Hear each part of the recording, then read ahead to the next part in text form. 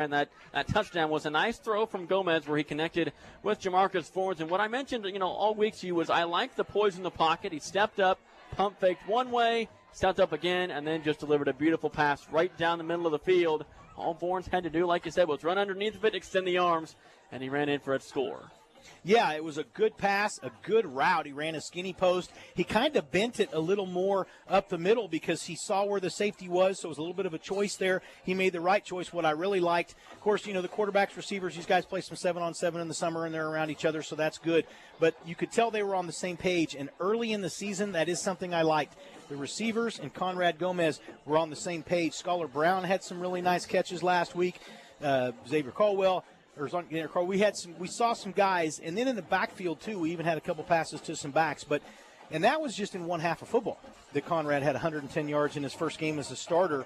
And like you said, that was a good completion percentage. But a lot of things. The offensive line gave him good time last week. I was glad to see that. We've got the 3 returning starters on the offensive line, which is a big deal when you look at those guys. Petron Bartolome, Tymar Jones, and Dorian Coleman, those 3 guys returning starters. And that's big when you've got, especially a guy like Petron Bartolome, who's a 4-year starter. On the defensive side of the football, some things we really liked. Of course, we talk about this all the time. Secondary is very solid for the Blue Jays. They have 4 of the 5 guys are returning starters. Of course, Michael Bokanowski graduated. We're getting to watch him play on Saturday now for the Sooners. But 4 of the returning guys there at secondary. Linebackers got all 3 guys with good varsity experience. 2 of them were starters last year. That's big. Defensive front, some newer faces, but they looked good last week and got a lot of penetration against campus's offensive line. Let's talk about Lawrence here for a second. The quarterback for Lawrence, Banks Bowen, we talked about him, 333 yards passing last week, 5 touchdowns. He ran another touchdown in as well, so he accounted for all 6 scores, and he's a commit to the University of Tulsa, obviously a Division I commit to play quarterback at the next level. He's going to be a great pocket passer. He can escape and run as well. But we got to talk about that offensive line. That offensive line for Lawrence is huge. They go 286, 340, 253, 300, and 255. And so he's going to be protected. It's up to that Blue Jay defensive line to try and get some pressure on him. Walking through the crowd during pregame when Lawrence was out there warming up, everybody said, oh, my gosh, these kids are huge. They are. But there's 2 ways to look at that. One of the things with the Blue Jays, and we know this, we talk about it every week when we talk about our keys to the game for the Blue Jays, assignment soundness, of course, is always number 1. But the thing is for the Blue Jays, be more athletic than your opponent.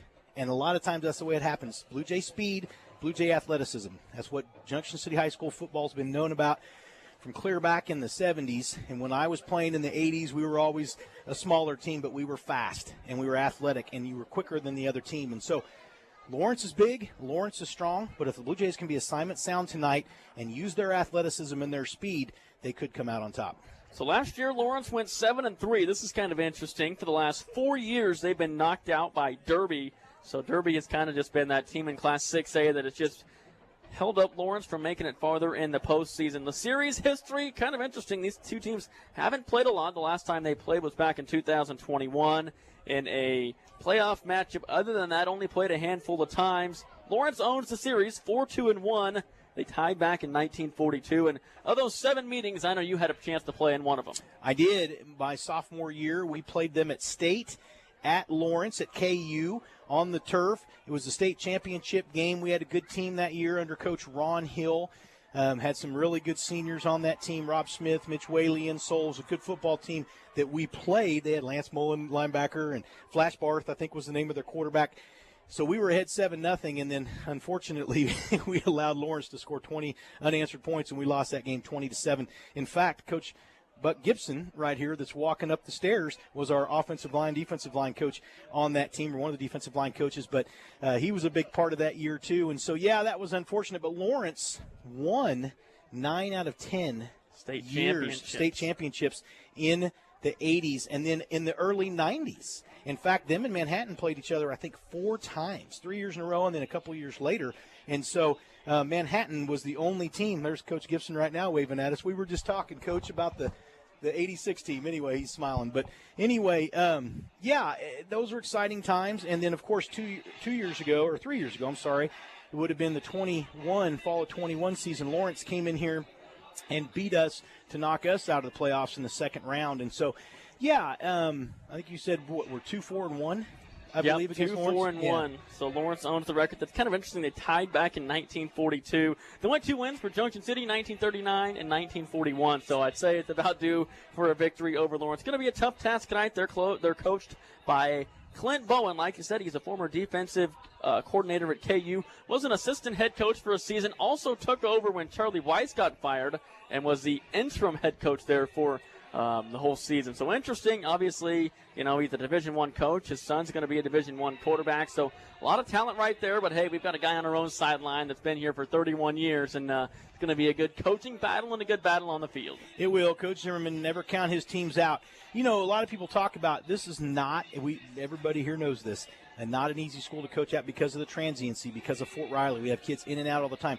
Coach Zimmerman – he figured it out clear back in the 90s. He figures out a way to win. He figures out where kids need to go. They buy into his program, and he's had a lot of success, especially when it comes to halftime adjustments. You see Coach Zimmerman make great halftime adjustments, and his team in the second half a lot of times will come out and really do what they need to do to win. Tonight, I think the keys for the Blue Jays, we talked about it. Speed and athleticism, use it.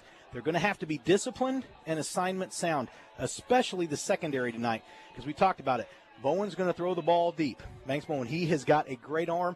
Watching him on film, he can throw it 50, 60 yards. He's going to put it up, let his receivers go get it. The thing is, and I think one of the differences is that the Blue Jays have some ball hawks back there like Lavelle Autry, who's already got an interception, I believe, this season. He had 5 last year. No, he didn't get one last week, but he had 5 of them last year.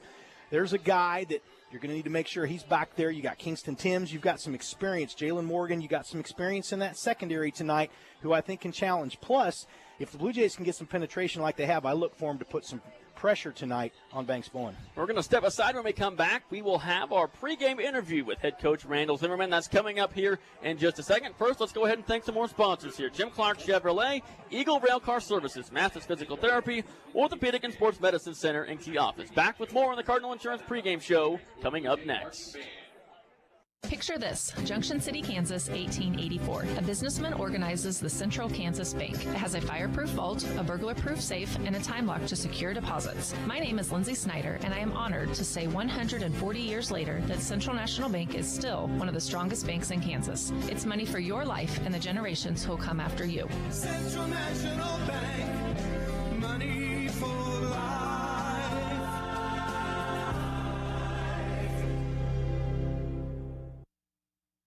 Brian Field here in the Cardinal Insurance pregame show with Blue Jay head coach Randall Zimmerman. Coach, good win last week. You went down to campus, first game of the season on the road.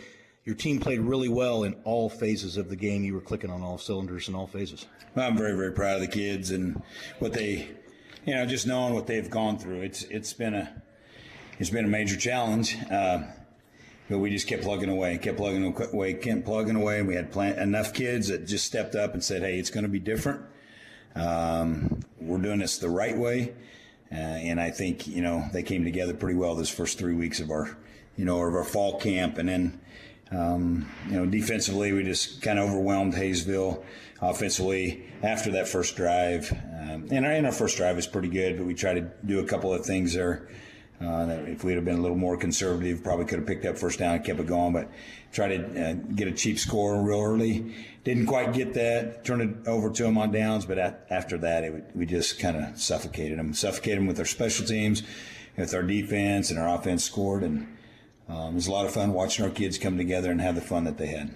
Scored in all 3 phases. You had 2 punt returns for touchdown.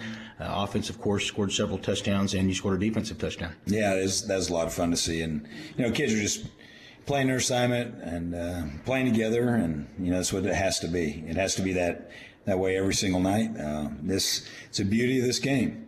It's the beauty of this sport. It takes a heck of a lot of discipline, tremendous selflessness, a lot of work. We talked about that very thing tonight. We're getting a lot of visitors in our locker room, and a lot of them would like to have the uniform and the helmet, but there's a price tag to go check one of those out, and it's not just showing up. As a lot of our, our kids that just came in just on the 19th of August are kind of finding out that, they're behind the 8 ball a little bit as far as learning what to do, and then your athletic ability can't even shine if you're still struggling with what to do. So very, very proud of our kids. Love this group of kids. we're going to continue to push them, to challenge them, to meet their potential, and see where we can go. So this week, week 2, home opener here at Blue Jay Stadium. Lawrence comes to town. They're ranked in several polls. Good football team. Obviously, they have a solid offensive line. Their defense is really quick to the ball. They've got a quarterback in Banks Bowen, number 4, tall kid, good arm. He likes to throw the ball deep. Secondary is going to have to play well, and I'm sure they'll be up for the challenge. But they can score some points, and they have a really good defense. The competition this week steps up tremendously. Most polls have them ranked number 3, but that's paper and pencil. That's media. That's social media. That's for everybody outside of the locker room, I guess. And that was one of the big challenges we had with our kids all week long because they were really hearing it. I heard it a bunch in the hallways. They heard it a bunch in the hallways. Heard it from kids. Heard it from fellow students. Heard it from adults. Yeah, we're looking at it as a great challenge. It's a great challenge to prepare this week and having a short week. Kids responded really, really well and did our Monday practice on Sunday. No physical stuff at all, but all of our scout team stuff, all of our video review and preview and all of those kind of things. Put together a great week, but we're going to have to be on point tonight. We're going to have to be at our very best in all phases. But I like our chances when we are. And, you talk about Lawrence being a step up. When you first see them come out, they're going to look like a small college team. Doesn't matter. They pull their pants on the same way we do. They put shoulder pads on the same way we do. They'll strap their helmet on the same way we will. They're high school kids, just like our kids are. All right, let's go play with some great heart, great intensity, play for each other every snap of the game, and just see where it falls at the end. So I'm excited to watch your secondary against their offense. That's one of the strengths of this Blue Jay defense. Anthony and I talked about it quite a bit last week. You've got some really good football players back there, and your linebackers look good, and so I think they'll be up for the challenge. Oh, yeah, they're up for it. Coach Ty has them really dialed in and had a really, really good week. Started a little bit slow on Monday, but then, because we're trying to go full pad and get after it a little bit on a Monday on a baseball field, and it was a little bit different for them, but they got it. They picked it up all week or during the week, and they're ready to go. And that's the big thing. We cannot let somebody get behind us there.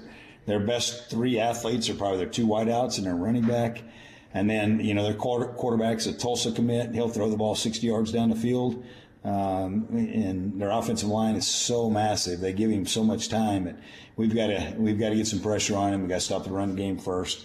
And then, we talk about their offense. Their defense is just as good. They're very athletic. They'll get to the ball. They're very physical.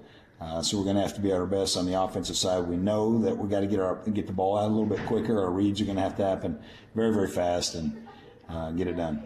On the offensive side, last week watching your football team, we were pretty impressed with the amount of guys that touched the football. Your ball handlers, you've got quite a few guys that got to touch the ball last week, and you've got some pretty good depth in your backfield. Yeah, we do. And those backs, we're just rotating them in there because they all play defense as well. And then, we've got a number of receivers that are that can come in and make catches and run jet sweeps and those kind of things. So, we do have a lot of kids that can touch it. A lot of our defensive guys come over. The thing that hurts us the most, the thing that I'm the most frustrated with, is just the lack of depth. We are very, very thin. We need to stay healthy. It's going to be very important that these kids are very well hydrated. And, it happened way before today. It had to happen all week long. We've been preaching that to them because it's going to be a hot, humid night. And Lawrence will be a complete 2-platoon team. They'll have run 11 different guys out there on special teams, and our kids are playing both ways. And, that can be a concern, and it is a concern of mine. We'll manage it the best we possibly can. And, I know our kids will play hard, and we're going to give Lawrence everything that we have for sure. Well, Coach, we always appreciate you sitting down with us, and we're real excited for the home opener. And as always, thanks. Go Blue Jays. Thanks for having us. When we return, we will continue with the Cardinal Insurance pregame show. Offices function better with office supplies. The pen you're writing with? Office Supply. The desk calendar your elbow's on? Office Supply. The file folders on your desk and the sticky notes on them? Office Supplies. You get the idea. Now, where do you get supplies? Key Office products in Salina and Junction City bring office supplies to you. Purchase online, then have Key Office deliver. Small and bulk orders, office furniture, and copiers. Shop local, shop Key Office at keyofficeproducts.com. Getting you and your student athlete back to health is our goal at Mathis Physical Therapy in Junction City. At Mathis, you can receive treatments such as blood flow restriction, dry needling, and concussion or injury assessments all inside our clinic, conveniently located at the Athletic Training Center on the east side of town. If you are suffering from back pain or your student athlete has an injury that just won't go away, our team of physical therapists are here to help. Learn more at mathispt.com. Get well and stay well with Mathis Physical Therapy in Junction City. Go Blue Jays. The Blue Jays play here, 107.9 FM and 1420 KJCK. Back here at Blue Jay Stadium, just about ready for kickoff. Kickoff coming here right at 7 o'clock, so about 5 minutes away. The Junction City High School Band performed the national anthem, obviously performed a couple other school songs as well. You've got the Blue Jay out there ready to run through the Blue Jay tunnel. You've got the touchstone there where the Blue Jays exit out of their locker room. Everything's setting up, Brian, just about ready for the home opener. You always got to love the home opener, like you talked about, running out, especially for the first one of the season, running through the tunnel in front of your home crowd, always very exciting. We're going to have the Harleys there again doing their thing, revving up. Also have the touchstone there where it's a piece of Al Simpler Stadium, the actual stadium that some of us alumni, the Blue Jay football alumni, some of us that played here, got together. We were able to get a piece of Al Simpler Stadium. Craig Paxton built that stand out there, and it's sitting there, so when the players come out, they will touch a piece of that. So it was nice to bring a piece of Al Simpler Stadium here for the players to touch on their way out. They'll go through the tunnel. They'll run through the cheerleaders and the band, and everybody else has made a nice little lane for them. They'll get to the 50-yard line. They will turn and come towards the student body, which is the student body here at this stadium, at Al Simpler Stadium there in the west end. Here, they're right in the middle, right in front of the team, and so they'll run out here, and they'll get a big cheer, and they'll get to interact with their student section, and then, of course, the fans. So far tonight, it is Thursday night. A lot of people might have forgotten or not realized that it's a high school football game tonight, but still a really good crowd. And I think there's some young kids here, some junior, we'll call them cheerleaders, that are here tonight. You can see them down there. They have their little T-shirts and their bows in their hair and their different colored bows and all the different things that they're doing. They're going to be down there, several of them, and they're with the Blue Jay cheerleaders, so that's kind of neat. They get some young ones out there tonight and seeing some junior Jays running around here in the crowd with their jerseys on, and here come the Blue Jays, and you can hear the Harleys. Lawrence has made their way out onto the field, and here come your Junction City Blue Jays. The American flag and the Blue Jay flag. They are led by 31st-year head coach Randall Zimmerman as they approach the Blue Jay tunnel.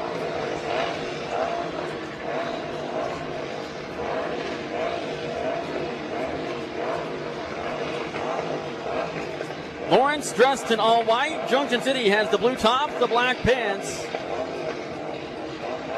And here come the Junction City Blue Jays for their home opener of the 2024 high school football season. They're led out by Scholar Brown and Jeremiah Reagan, Justice Finati, and they're going to come over and greet the student section sitting right down front. Tonight's theme for the student section is neon. There you go. Pretty cool. They've got some. So they also have the under construction. So the first game here, which was against Washburn Rural, the Blue Jays won that football game in overtime.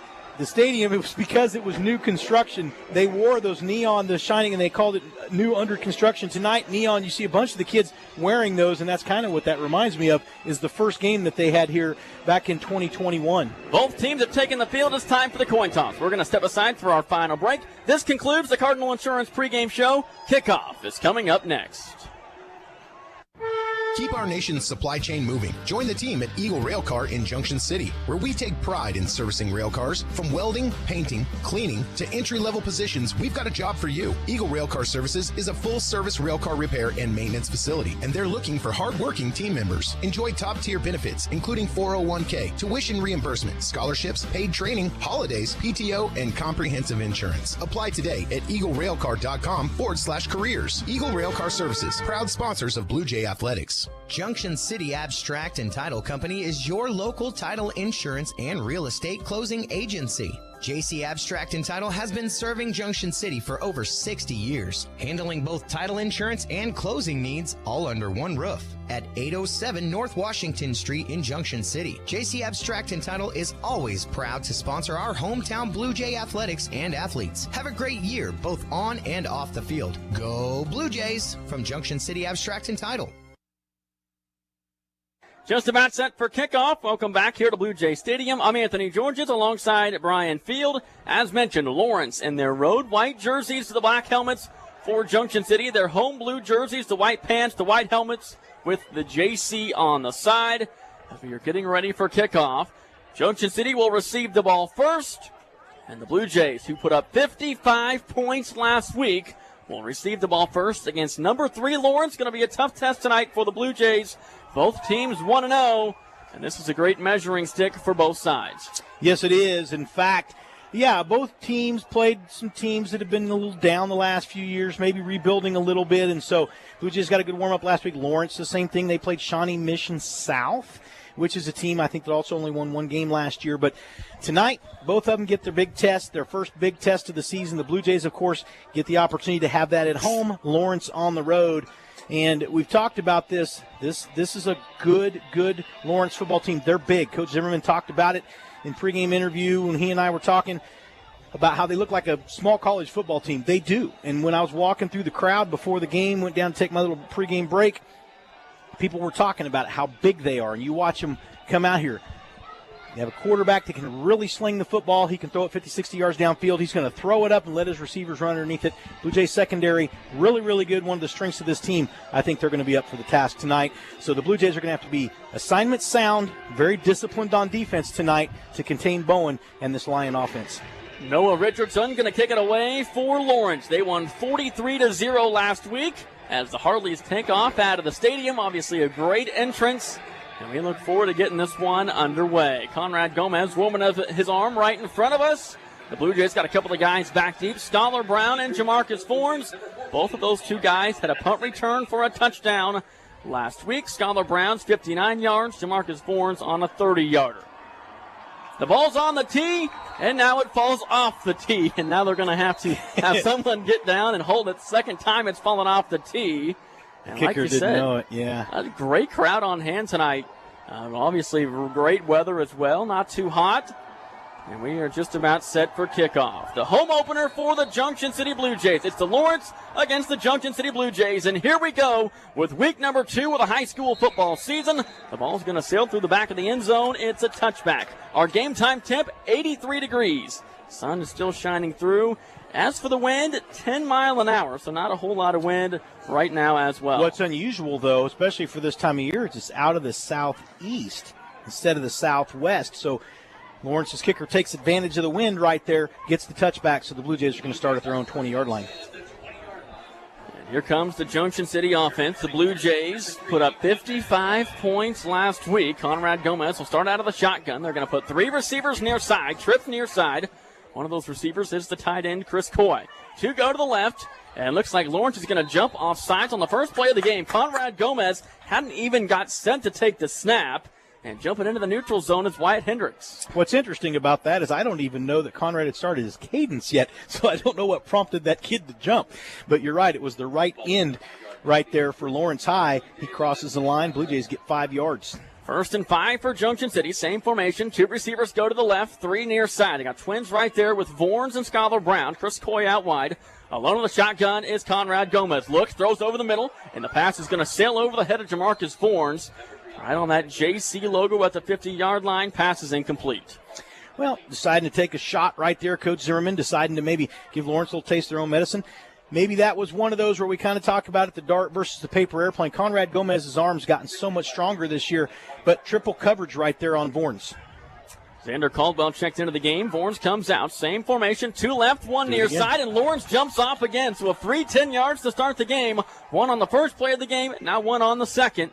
And just like that, the Blue Jays have got their first down, and all 10 yards are due to the offsides penalty by Lawrence. So maybe I'm wrong. Maybe Conrad is doing a little something with his voice, a little inflection right there. But twice now, this time it was the left end that jumped. And so Blue Jays get a first down, and only on 3 plays, 2 of those with penalties. Hayden Martin checks into the game. 2 tight ends near side. 2 receivers go to the left. Alone in the shotgun, that's Conrad Gomez. Now Fanati flexes back there. And just as Fanati's got it and he falls down, going to be a loss of 2. Kind of tripped over his own feet. 2nd down and 12 coming up. Well, it was something about the handoff right there. It looked like he might have gotten caught up a little bit in Conrad's feet. So that's something that, of course, you don't want to see happen. But the Blue Jays here 2nd down and about 11.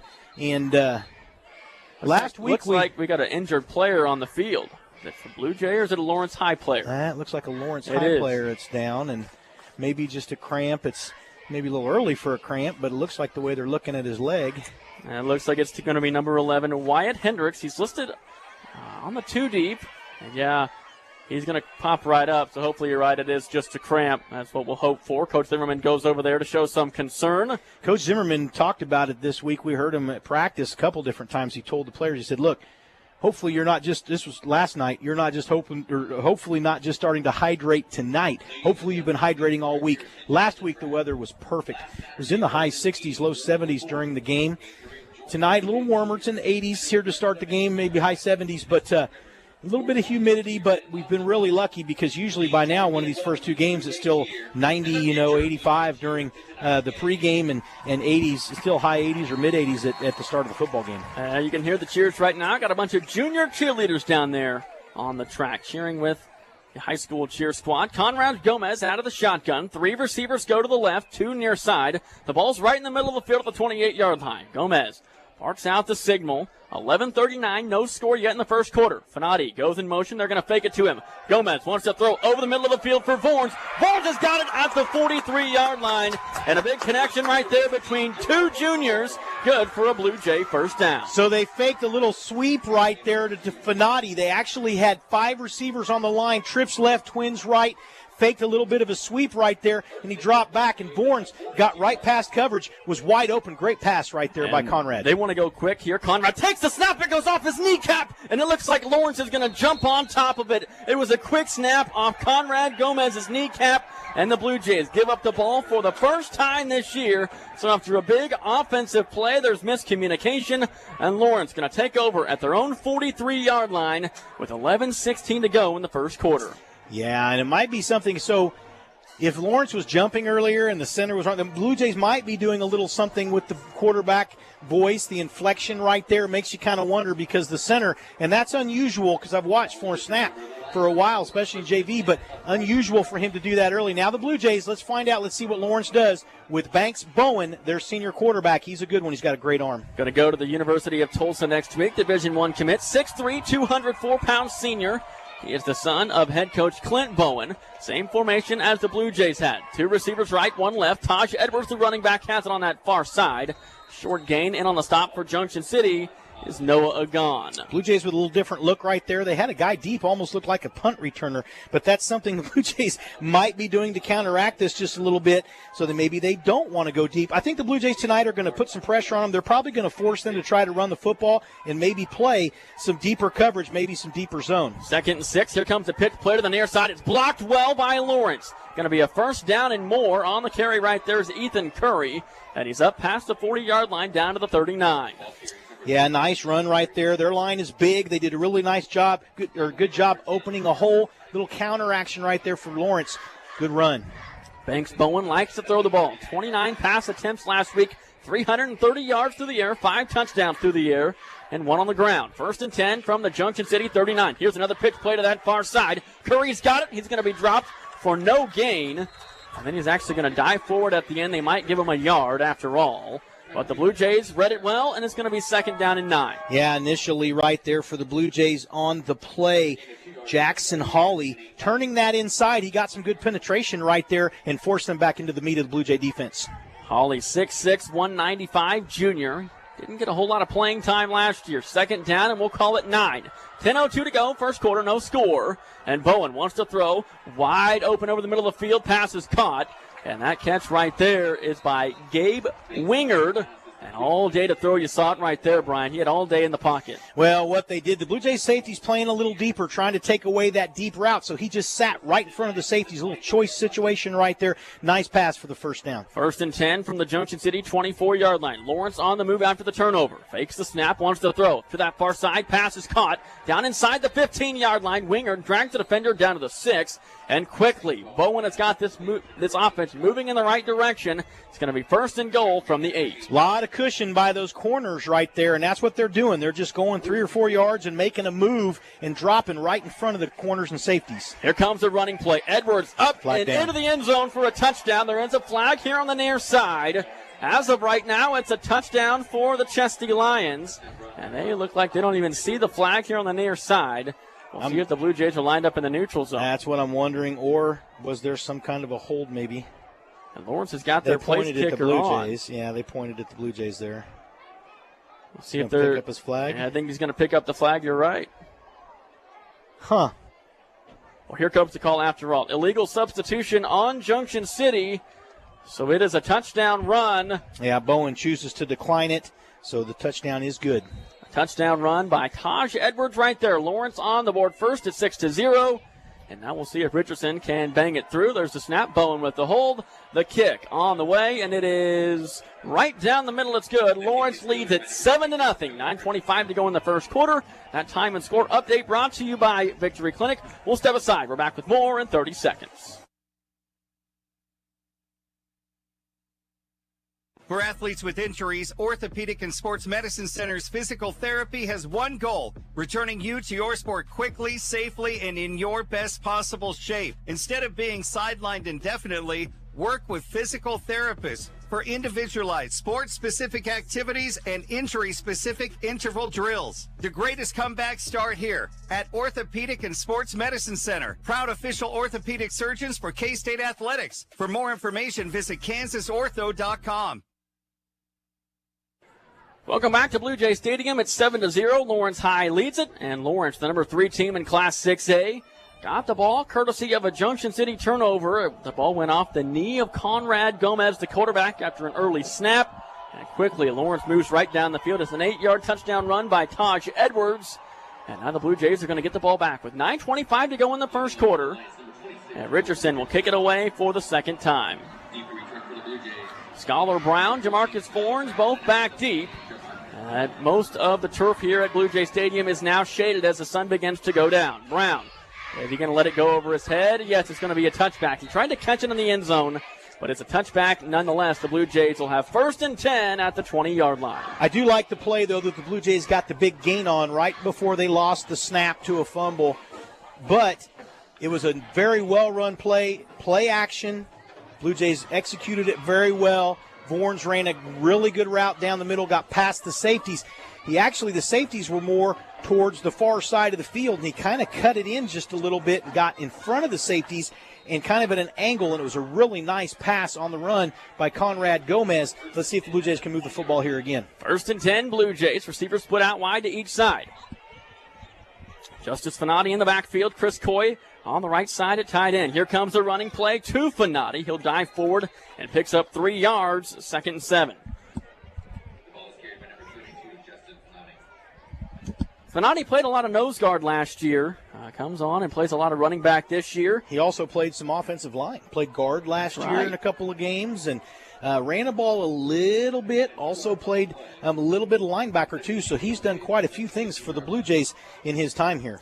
We'll see how the Blue Jay offense responds. Their first time trailing this season. They did not trail last week, obviously jumping out and winning big Had a 35-0 at the end of the first quarter last week. They trail 7-0 right here. 8:45 and counting first quarter. Gomez looks over the middle of the field. A flag flies, and now Gomez is going to take off and run.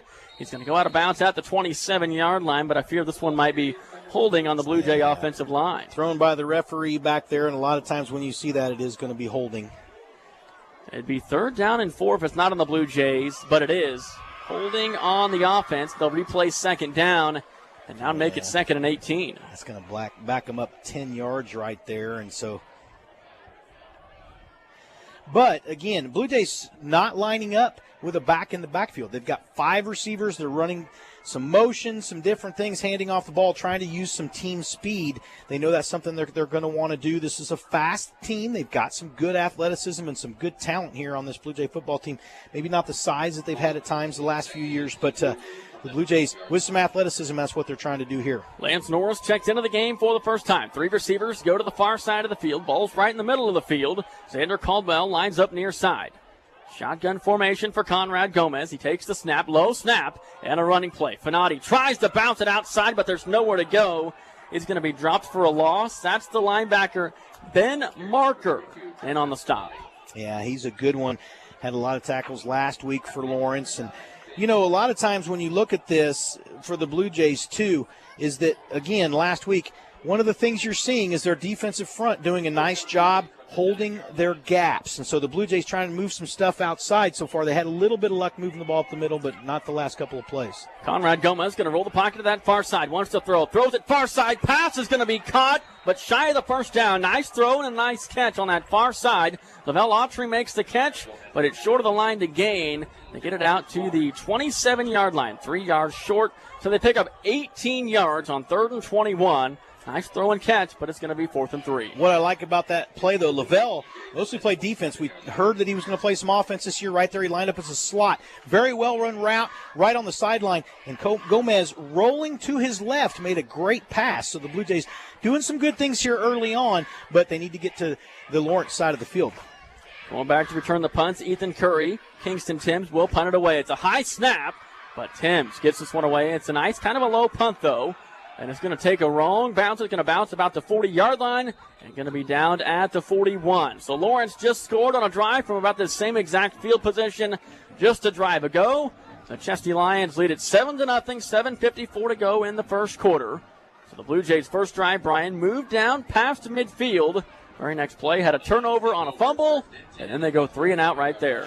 Well, and on the first drive, they were able to get Lawrence to line up on the wrong side of the ball, jump a couple of times, and get 10 yards. Right there, the Blue Jays put themselves in a bad situation because they had a holding penalty on a play that they got some positive yardage, and that backed them up. And then right there, like you said, 3 and out. Banks Bowen out of the shotgun. 2 receivers split to each side. Ball's on that right hash. It's going to be a running play. Right at the middle it goes to Edwards. And he plows his way through for a gain of 4 yards. Let's talk about this offensive line for Lawrence. They go 286 at left tackle, 340 at left guard, 253 pounds at center, 300 at right guard, and 255 at right tackle. So just a monstrous group up front. 2nd down and 6. Now from the Lawrence 46. Alone in the shotgun's Bowen. It's going to be a quarterback keeper, and he's going to fall down. And Banks Bowen tried to keep it himself and slipped on the turf. It's going to be a loss of 2 yards. And the first 3rd down of the game for the Lawrence offense. Well, and also right there with him anyway for the Blue Jays. Looking like maybe that's a person with a different number this week. We'll have to check some of these numbers. I believe that was Trayvon Bailey, though. That was Trayvon Bailey right there that was right there with him. And he would have had him anyway, I think. 3rd and 8, they're going to call it. 3 receivers lined up near side. One goes to the far side. Here goes a man in motion. Bowen wants to throw. Hotley gets into the backfield. Flushed, rolls near side. Blue Jays all over him. He's going to chuck it down the field, and the pass is caught. That's why he's a Division I quarterback, folks. He was on the sideline, chucked it down the field, and Gabe Wingard was there. It's a big gain. It's going to be a first down for Lawrence. All the way down to the Junction City 33. Yeah, but the Blue Jays secondary gave up on that play and left the receiver. You could see him turn, and they watched the ball thrown. If they'd have stayed with him, they could have covered that. Here's a running play to Taj Edwards. Right at the middle it goes, down to the 30-yard line. So a short gain of 3 yards right there. That's the thing in high school football. you've seen guys extend the play. You see the college game, the pro game trickle down. Right there, he extended the play, did a great job. Looked like he was going to go out of bounds. The Blue Jays secondary left the receivers. Don't ever give up on a play. They're not going to be able to do that tonight. 2nd down and 6. Banks Bowen has been money so far. It is 2nd down and 6 now from the Junction City 30. Play action pass, wanting to throw. Dumps it off near side. It's nearly picked. Jeremiah Reagan was right there. Might have even got a fingertip on it. They're trying to get it out to the back. That was out in space. That's Jalen Parks. But right there was Jeremiah Reagan. The pass was deflected on this near side sideline. And now it's 3rd down and 6. As fast as our secondary is, though, and I think they're trying to take away the deeper routes, which is good, but some run support we might need by the secondary. We're giving an awful lot of cushion to these Lawrence receivers. They're big, but they're not as fast as our Blue Jays secondary. We're going to talk about number 25 for Lawrence here in a minute. He's a slot receiver. He looks like an offensive lineman. 2 receivers near side, 3 go to the right. Here's a pass near side behind the intended target, Jalen Parks. It's going to be 4th down. Yeah, but did you see right there? Man, Jeremiah Howard had it in his hands. He almost intercepted that.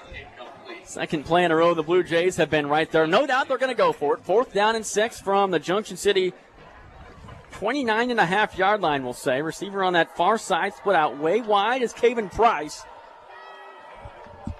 That's Kevon Price, He had 1 catch, and that 1 catch was for a touchdown last week. 4th down and 6. 6:03 to go. Lawrence leads it. Edwards goes out of the backfield. Bowen wants to throw. Tries to get flushed out of the pocket. Looking back. Now he's going to throw over the middle of the field, and it's going to be caught in the end zone. No, he dropped it. The Blue Jays secondary takes a sigh of relief right there as Banks Bowen bought himself some time and threw it for Jalen Parks, who was all alone in the end zone. Couldn't haul it in. It's a turnover on down. They had a receiver from the near side of the field here. He ran his route into the end zone and ran towards the post, but he shallowed that post and went towards the corner of the end zone. He was open. Bowen threw it a little too far out in front of him, but he threw it where he had to because the Blue Jay coverage was there. He couldn't have thrown it to him. He had to throw it out in front of him. The receiver dove for it and missed. Now the Blue Jays get the ball back. So Junction City turned it over with a fumble, and now Lawrence turns it over with a turnover on down. The Blue Jay defense hold. It's 1st and 10, Junction City. From the Junction City 34-yard line, low snap. Blake Proetti picks it up, and he's going to run. Get back to the initial line of scrimmage. 3rd time tonight it's been a low snap. So 3 low snaps and then a snap that went off the knee of Conrad Gomez when he wasn't expecting it. So the Blue Jays are going to have to get that fixed. 2nd down and 10. Ball's at the 29-yard line. I said 33, 29-yard line. 3 receivers go to the left. Lavelle Autry's out there. Xander Caldwell here on the near side. The 3rd time it's been offside. That's what Florence, that's part of the reason, though. Part of these snaps is because Florence is having to work hard. He's got a nose over him that's pretty darn good. You're watching him. He's quick. So Florence, that last play before this, pushed him clear back 8 yards downfield. So Florence is starting to fight a little bit here. Center's a tough position to play. People don't think about it. You got to snap the ball in, get your block. And Florence, that's part of it. He's got a good nose in front of him tonight. Same formation. Good snap right there. Running play. Blake Proetti. Not a whole lot of room to run. He's driving those legs. The football's going to pop out. They're going to say he was down. Let's get back to Avery Florence for a second. 6 foot, 230-pound junior. Did not play center last year. He kind of filled in on that offensive line. Doing a good job so far throughout the first 2 weeks. 3rd down and 4 from the Junction City 36-yard line. So Lawrence is moving some guys around. They've had their linebacker, Jair Johnson, sit up there at nose a little bit over the center. Now they've got a different nose in there. We'll figure out who that is, but they're rotating some linebackers and some defensive linemen a little bit and changing some things as far as their blocking. We'll talk about number 8 here for Lawrence in just a second. 3rd down and 4. Gomez takes a snap, throws over the middle of the field. Too much behind that one. Put too much air underneath of it. And it's going to be another 3 and out for the Blue Jay offense. Let's talk about number 8 real quick for Lawrence. Josh Galbraith, 15 tackles last week, 3 sacks, 6 tackle for losses. He's got quite the offer list, including, listen to this, Michigan, who just offered on Monday. 6'3", 205. He's listed as a linebacker, wide receiver. He's just a junior. Talking to the Lawrence radio folks, they said he kind of just roams around and comes from anywhere. 4th down and 4. Kingston Timms on to punt it away. Lawrence has got a man back deep. Good snap. And he's going to get this one away just barely. It's going to bounce at the 35.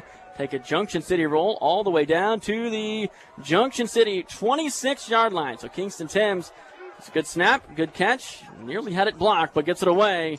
And here comes the 3rd drive on offense for Lawrence.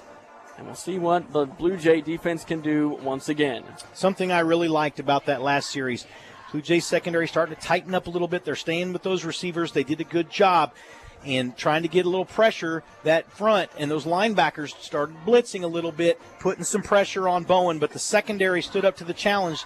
Now, the one play they made a mistake on, though, was when Bowen didn't give up on the play as he was starting to run out of bounds. He stopped through the ball downfield for a first down. Blue Jays secondary is going to have to stay through the play with their assignments. 1st and 10 at the Lawrence 26-yard line. Running play. Banks Bowen has got the first down near the 40-yard line, so a big gain right there. Now down to the 45, so a gain of 19 yards right there. It's a quarterback keeper, and it's a good for Lawrence first down. Let's look over here to the near side sideline. Coach Zimmerman has got the offense huddled up around the TV, very fired up as they're watching some film about the offense. Well, you know, that's what they're talking about is some missed blocks and some missed opportunities. We'll see how they adjust. 1st and 10, Lawrence from the 45. Running play, Edwards, nice block. Cuts it outside, look out. 40, 30, down the sideline, 20, 10, and all the way down to the 5-yard line. And tackled inside the 2-yard line is Taj Edwards, and he took off for a big run. And now Lawrence has got another player down in the middle of the field. It'll be 1st and goal to go from inside the 2 after the injured player. Certainly hope whoever it is, it's an offensive lineman for Lawrence. So those last 2 plays, different back carrying the ball, blocked the same. What they ran right there looked like a little bit of outside zone, but they had a crackback block, did a really nice job right there. The receiver cracked back and on the linebacker, and so that's how they were able to spring that twice. Pretty much good, about the same play, just different guy carrying the ball. Not sure who's down on the field. Let's go ahead and thank some sponsors here real quick. Central National Bank, Cardinal Insurance, Victory Clinic, JC Abstract and Title Company, Cloud County Community College, the Geary County campus. Let's go ahead and take a break. When we come back, it'll be 1st and goal to go for Lawrence. Hi, this is Brian Field from Cardinal Insurance. Cardinal Insurance is a trusted choice independent insurance agency who writes insurance through several different insurance companies. We work hard to find the right company for you.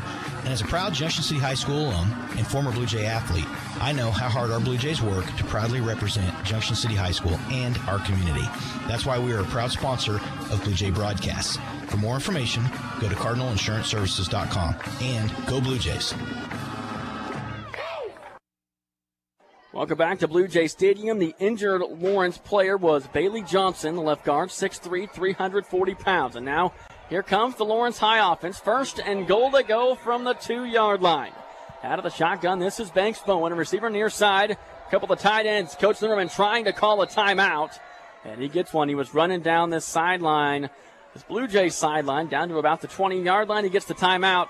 So a timeout on the field, 3:41 to go, first quarter. 7-0, Lawrence leads it, about to punch it in right here. We'll see if the Blue Jay defense can stand firm, but look, you can see why Lawrence is one of the top teams in the state. They're able to throw the ball. They got a really good quarterback. Running back has been good, but it all starts up front on both sides with that offensive and defensive line. And watching them on film last week, they're a little more crisp this week. It was week 1. This week their line and their receivers are blocking a little better. They ran the ball some last week, but with not as much big chunk plays. They were getting 3, 4, 5 yards. They've had a couple of big runs here in this series. But one of the things, the Blue Jays, again, because they're worried about that deep pass, they've got their safeties quite a ways off the ball. We'll see if they move them up a little bit. Obviously here they will. But we'll see what happens because they're respecting the pass an awful lot for Lawrence, and that's opened up the running game. And that's what Lawrence wants to do. They want to stretch the field vertically and open up their running lanes. Tahir Johnson listed as a tight end, wearing number 32, plays both ways. He's in the game. Also playing here is Jackson Becker, lined up near side. He goes in motion from left to right. It's a pick play to him, and he's going to walk into the end zone untouched, and it's going to be a touchdown for Lawrence High, and they lead it 13-0 on a 2-yard touchdown run by Jackson Becker. Well, it was very well blocked again. Kind of the same C-gap that they ran the last 2 plays. They just went to the other side, but they did this on a pitch from the quarterback to the motion guy, which you kind of saw that coming when he went in motion, and just another well-blocked play by that offensive front of Lawrence High School. You know, it hasn't been the passing game that's caused disruption for Junction City. Mostly it's been the ground game for Lawrence. There's the snap. Bowen puts it down. The kick on the way for Johnson. And the kick is good with 3:37 to go in the first quarter. It's 14-0, and a flag's going to fly right near a bunch of Blue Jay players. Is this going to be on Junction City? Yeah, or is this somebody be... probably said something that they shouldn't have, which I don't know what that. And now there's three players over there talking with the official and with Clint Bowen on that far sideline. Maybe it will be on Lawrence. I don't know. The Blue Jay players were talking to the official, and then that's when the flag came out. So we'll see what happened. You can't complain to the officials. So if they're complaining about something, they're kind of pointing to the Blue Jays, motioning for Coach Zimmerman. They want to talk to him. So Coach Zimmerman's going to go out there. Here's the official call. Unsportsmanlike conduct on Lawrence. On Lawrence, okay. So the and Blue it'll be Jays forced on the kickoff. So the Blue Jays were in the right there saying something to the official, and the official must have decided that they were going to do something about it. First quarter score, 14-0. Lawrence leads at a couple of long touchdown drives. One off a turnover, and then the Blue Jays went 3 and out on that next drive. The throws have been there. Gomez getting some pressure on, maybe putting a little bit too much air underneath of it. But the wide receivers are running good routes. They're getting open. We've had a couple of nice pass plays. In fact, a really nice pass play on that first drive right before we had the bad snap. But that was a really nice play where Bourne's down the middle. Not going to be able to rely on that all the time. I would like to see Gomez hit some of those other receivers. We did see him hit Lavelle Autry on a real nice sideline route a little bit ago where they got a really nice play. But, again, Blue Jays just need to settle down. This game's not over. It's early, 3:37 left in the first. And we'll see what they do here. But, again, Coach Zimmerman just had a nice conversation with his offense. You could see it, a little animated, because there's some things obviously he's seeing. We know we've seen a couple of missed blocks, but, they've been giving Conrad plenty of time to throw the ball, too. Conrad is good at moving in the pocket. He looks pretty mobile for a kid that, he played a lot of JV, only threw a few varsity passes last year, but for this only being his second varsity start, he looks comfortable back there in the backfield, leaving the pocket or when he's in the pocket, and the line's giving him time. It's just that the receiver's running some good routes. You just don't get amped up and try to throw the ball too far. Maybe hit a few short routes here and see if you can take a little pressure off of your deeper game. Due to the unsportsmanlike conduct penalty, they'll kick it from the 25. It's the first chance for Junction City to get a return tonight. Scholar Brown's got it at the 16-yard line. He's going to bring it near side. Spins out of a tackle down this near side sideline. Still going. Scholar Brown broke 3 tackles, and he's out near midfield. Not only was that a great run, because he broke some tackles, but the guys blocking did not stop blocking when he got to them. So they kept blocking downfield. Scholar did a really nice job breaking a couple of tackles. So a nice return right there. Blue Jays taking advantage of the unsportsmanlike conduct penalty, and now they're going to get the ball at the 43-yard line. And so good field position here to start with 3:29 to go in the first quarter. Must have said he stepped out of bounds at the 43. Great return. And here comes this Junction City offense. 3 receivers go to the left. Xander Caldwell near side. Conrad Gomez, the junior quarterback, out of the shotgun. Blake Proetti wearing number 26 flexes out to that far side. 4 receivers now to the left, 1 near side. Ball's on the near side hash. Here comes the pitch play to Lance Norris. Nowhere to run, and Norris is going to lose about 15 yards. The reason that's not working is Lawrence is staying home, and the Blue Jays are not getting out. They're playing wide.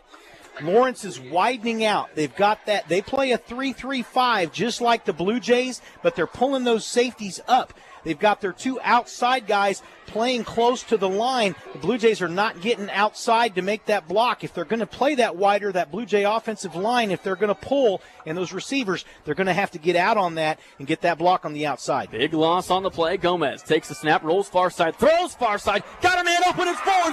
Catch is made, 20, 10, 5, touchdown! Junction City Blue Jays, Conrad Gomez to Jamarcus Bourne, and they put 6 on the board. That's the best pass of Conrad Gomez's career so far. What I like about that is that Bourne, they didn't expect Bourne on the outside. Blue Jays went deep down the outside. Bourne ran a great route, but what I like is they kind of had that same run look, and so a little play action. Conrad rolled out to the left. The safety in the corner bit, and Bourne got past him. What a great pass, and he made a nice catch, Bourne did, and then turned on the speed. You saw the juice he's got right there. Gomez with the hold. It was a nice snap. The kick on the way. The kick is good. It is 14-7. Lawrence leads Junction City 66 yards on the connection. Like I said, it was a great pass, and it was a great catch. You talked about how Banks Bowen for Lawrence throws it, and his receivers can just run right under it. Vorns did not miss a step right there. He was on the sideline, ran right there. You saw the breakaway speed, and into the end zone he went. So Conrad, if you think about Banks and you watch some of the balls he's thrown, or you think about Andrew Corey, who would throw the ball up and let a big, tall guy like Quazvez Humphreys or some of those guys run underneath it, this isn't that way. Blue Jays with little shorter receivers, maybe not as tall. What I like about Conrad is he throws a little flatter ball with a little more zip on it when he throws it downfield. So it's not lofted where the secondary has an opportunity to get to it too. He basically dropped that right in there, kept it a nice flat pass downfield, and Vorns did a really nice job actually having to reach out and up a little bit to make the catch and kept his stride, and he hit him right in stride, Conrad did, so he could just keep running. And what he did right there was after he caught it, you got to see that Vorns with some good speed did a really nice job. That's a big, big play for the Blue Jays right there. Good to see Blue Jay Stadium erupt. A lot of fans here cheering on their Junction City Blue Jays. It's the home opener. Ethan Heilman did kick it, got it to go through on the extra point.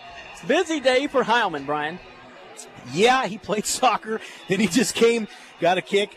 He had to kick the extra point. Now he's going to kick off here. But you know what? Those soccer players, they're in shape. They run a lot. He ought to be fine.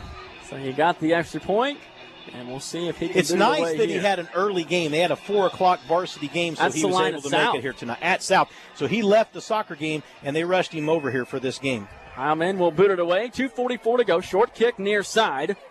And it's going to be caught at the 30-yard line and quickly tackled right there. Lance Norris on the stop. Really nice play that time by Norris. He came up, made the tackle. That's one of those where you kick it to that spot, to the numbers. You've watched Aiden Field do it. You watched Jaden Kell do it. You watched several different kids over the years do that. And they drop it right there on the numbers. And so the Blue Jays know where the ball's going to go.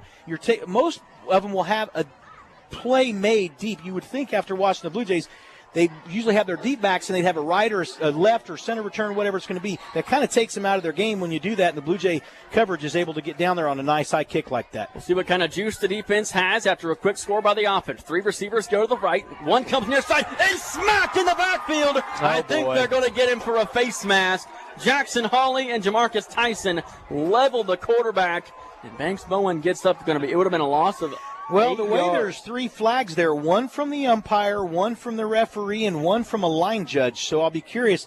They probably did maybe all see the face mask. They're pointing to Junction City's side, so it's going to be on them. But they got the pressure anyway. Accidentally got the face mask, but yeah, that's what they're doing. Shot out of a cannon. Jamarcus Tyson and Jackson Hawley. Good to see him get the pressure and the penetration like that. Would have been a big loss, but now 15-yard penalty.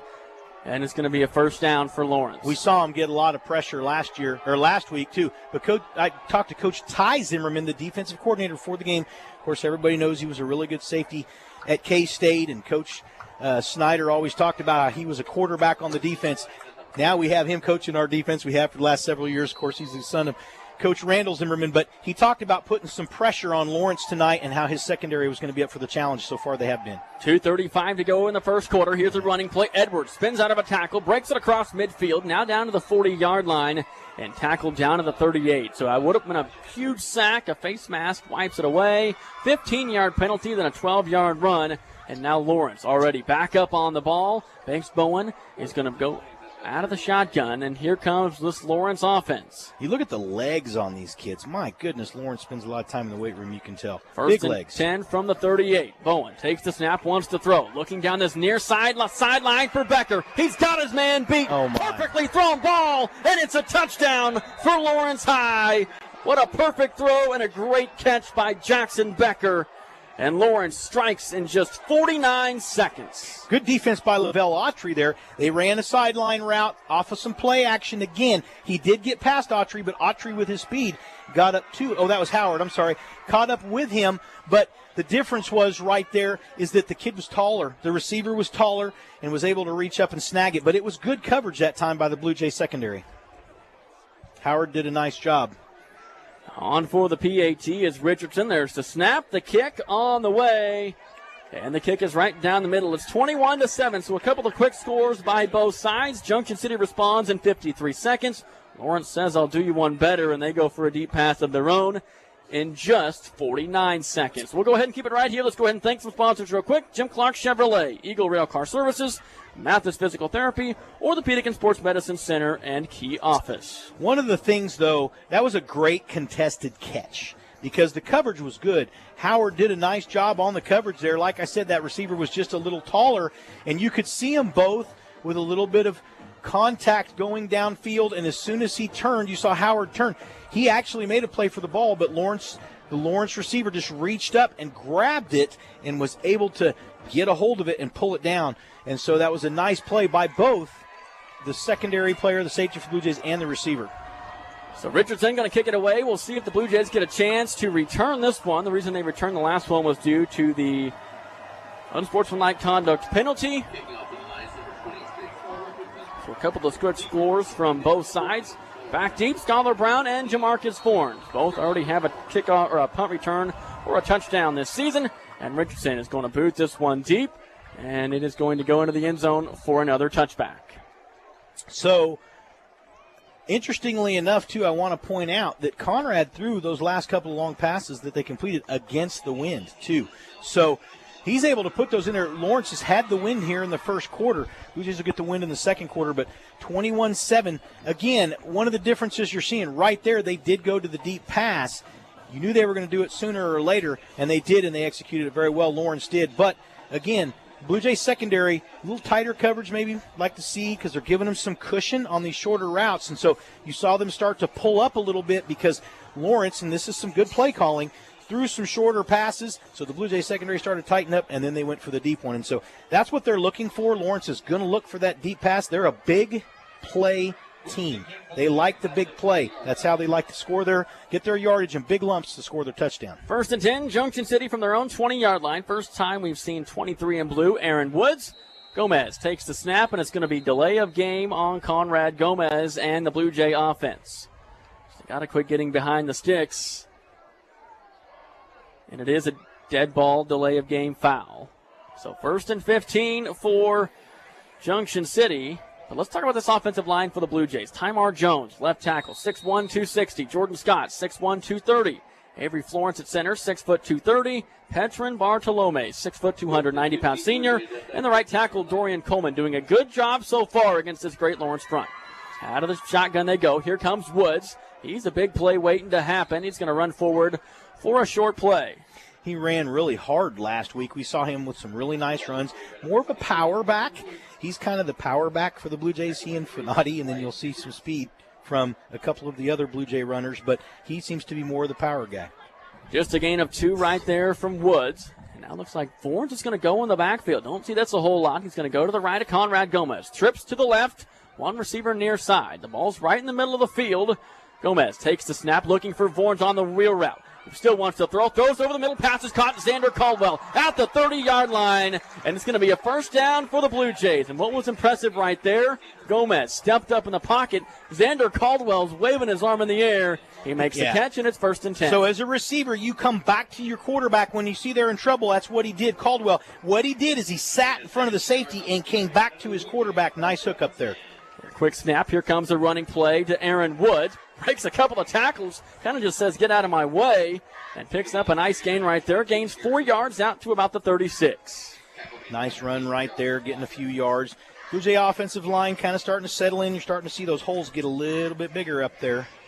That nose guard for Lawrence, number 55, Finney, he is really good. Larney Finney, 5'10", 265. 2nd down and 6 for Junction City. 2 tight ends in the game. Both go to the left. Receiver far sides to Marcus Fornes. Conrad Gomez out of the shotgun, takes the snap. Another running play to Woods. Woods breaks a tackle. Nice. A good quick burst. I like the speed. And he's just going to be about a half yard shy of the first down out to the 41-yard line. And I think that might be the last play of this first quarter. Clock ticking away, 20 seconds to go. Well, Z might try to run one more play here. I think he will, Coach Zimmerman. Maybe running one more play here. 3rd and about a half yard right here. 10 seconds. We'll see if they try to run a play or just try to draw them off sides. And now they look at this near side sideline. 5 seconds to go in the first quarter. Are they going to run a play or not? Yeah.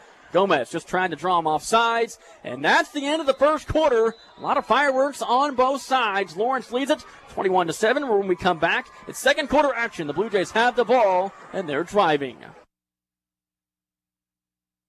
You're only minutes away from Jim Clark Chevrolet, I-70, Junction City. Well, it looks like sports are in the air. A couple of great teams playing today, Willie. That's right, Bob. And our team has been servicing the Fort Riley, Junction City, Flint Hills region for over 41 years, Bob, and we're still going strong with 2 convenient service locations here under the huge American flag, offering Saturday service as well as collision repair facilities and certified service at our Grant Avenue location as well. Okay, and inventory is a little high. It's a little thin, but Bob, if you go to clarkcars.com, we've got inventory coming in daily. You can see what's in transit, and if you're interested in it, we can make sure you're first in line to check it out. That's Jim Clark Chevrolet, I-70, Junction City. This is Blue Jay football on 107.9 FM and 1420 KJCK. Welcome back to Blue Jay Stadium. It's 21-7. Lawrence with the lead. 3rd and less than a yard. Ball's on the ground. It's going to be picked up by Aaron Woods. A near disaster for Junction City. He might have gotten the first down, though. I think he's still about a half yard short. We saw that happen last week, but the ball just jarred free. And now let's see what Coach Zimmerman wants to do. No gain on the play, no loss on the play. 4th and a yard. The Blue Jays going to punt it, or are they going to go for it? Looks like he's going to keep the offense on the field. Justin Spinati in the game at running back. Receiver near side's Vorns. This is a tricky play for the Blue Jays. Running play. Going to be a first down. Justin Spinati runs through a couple of tacklers, and he's going to be tackled at the 50-yard line. 4th and 1. How about 9 yards? And Justin what do Spinati. they go with right there? The ISO. Coach Randall Zimmerman's play. When he needs 2 yards, that's the play he's going to go to, whether they're going for a touchdown, a 2-point conversion, or a first down. It was very well blocked by the Blue Jays. Same formation for Junction City. Low snap. Ball's going to go behind Conrad Gomez. And Fanati's going to pick it up, and he's going to be dropped for a 20-yard loss. I don't know what is going on with the snap.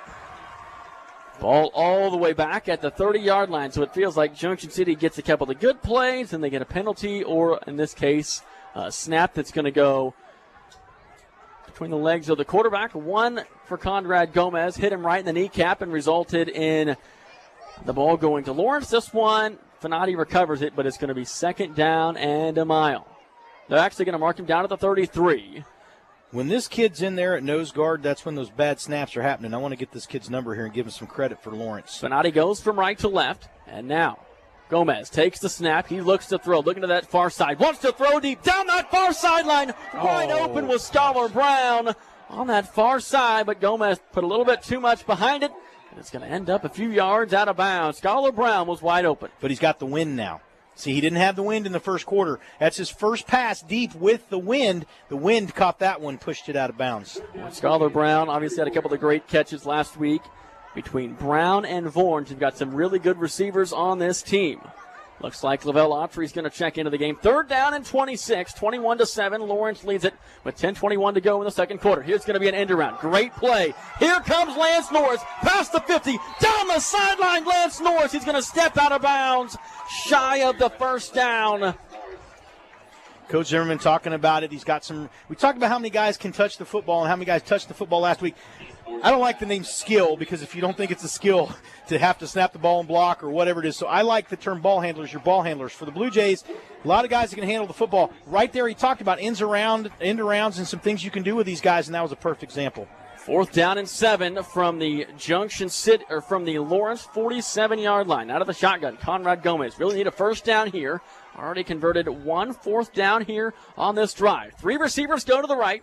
Justice Fanati's in the game as the back. We'll see if the offensive line can hold up. Gomez wants to throw. Steps up in the pocket, and he might have to run. No, he throws late to Scholar Brown. 40-yard line. Cuts it back inside of the 35 and slammed to the ground at the 34. Touch.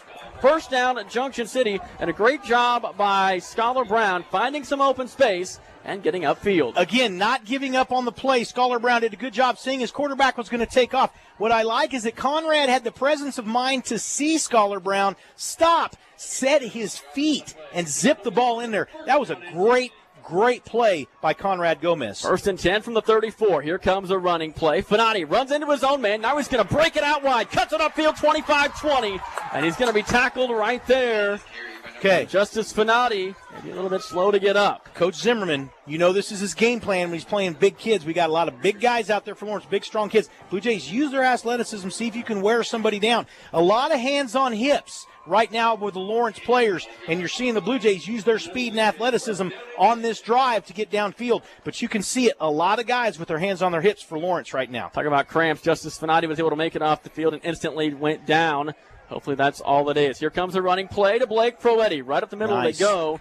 A short gain of 2 yards, but the offense smoothly moving down the field, converting on a couple of fourth downs. And the best part about this is the defense is getting a nice long breather. They are. The defense is getting a break. You're exactly right. That's why nice long drives are good by your offense. But let's see what happens here if the Blue Jays can take advantage of it. Lawrence looking a little tired right here on this defensive drive. 2 tight ends go to the far side of the formation. Proetti wants to run it again. Breaks the tackle 10 to the 5-yard line. Wow. And Proetti down to the 1 and a flag flies late. No.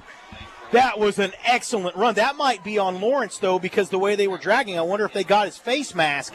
We'll see what happens. They're going to keep the ball. Looks like where it is. How about Proetti? That was a great run by Blake Proetti, man. I'll tell you what. He got his momentum going, leaned forward, and drove with his legs. Looks like this penalty's going to be on Lawrence. Face mask. Yep. It looked like they drug him down because I think he was about to score, and that's how they got him down was by tackling him with his face mask. Great run by Proetti. Let's see if they reward him with a touchdown here. Big run right there of 18 yards. First and goal from about the 2-yard line.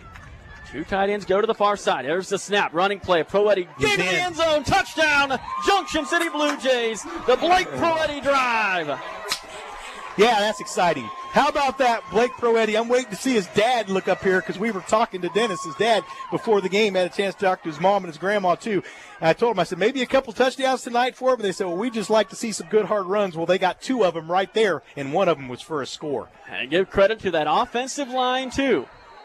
And now looks like there's some confusion. Who's going to... Yeah, Blue Jays got a guy coming on late. The clock has not started yet. 2 guys coming running on late. Now they got one. Yeah, there's a lot of confusion here. So the Blue Jays, I'm not sure what's happening there, but they got plenty of time. Still 15 seconds. Need to get the kick in. Gomez will hold it. Heilman to kick it. There's the snap. High snap, and the kick is on the way. Did he get it down? Did he get it through? Yes, he did. That was big. 8:42 to go in the first half. 21-14. We'll step aside. Back with more after this.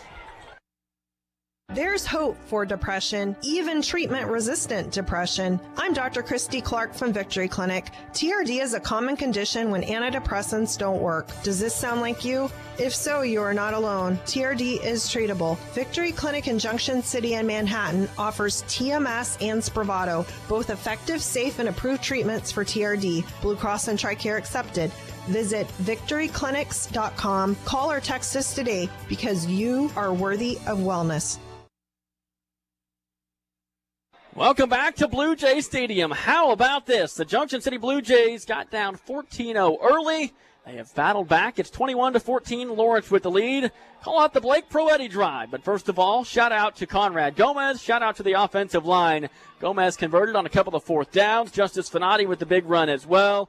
But Blake Proetti with back-to-back runs. One down to the 2-yard line. Face mask. Moved it to the 1.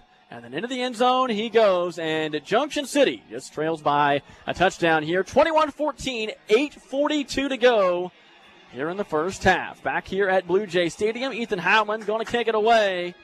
And like I said, a great crowd on hand, and obviously a lot of energy in the stadium right now. Yeah, I had to go run out and give some high fives to a few people right there. That's exciting.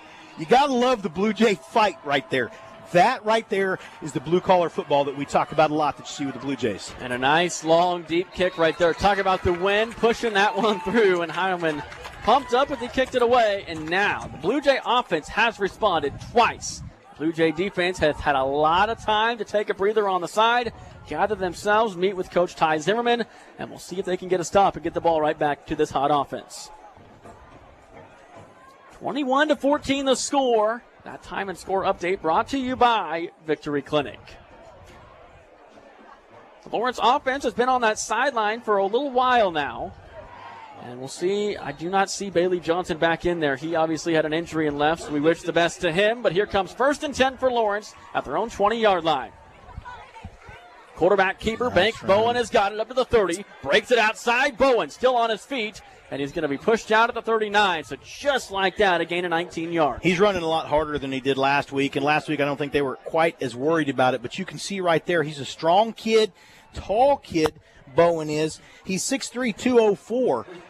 Did a nice job right there, but most impressively, that guard that pulled in front of him was making some great blocks. Here comes a running play. Taj Edwards, he has been a beast so far tonight, breaks it past the 50. It's going to be dragged out of bounds to the 45, so give him 14 more yards. They like running at the right side of that defense. That's where they've gotten all their yards tonight, has been against the right side of the Blue Jay defense. Let's see if they make an adjustment right here, because it looks like maybe that will linebacker side for the Blue Jays.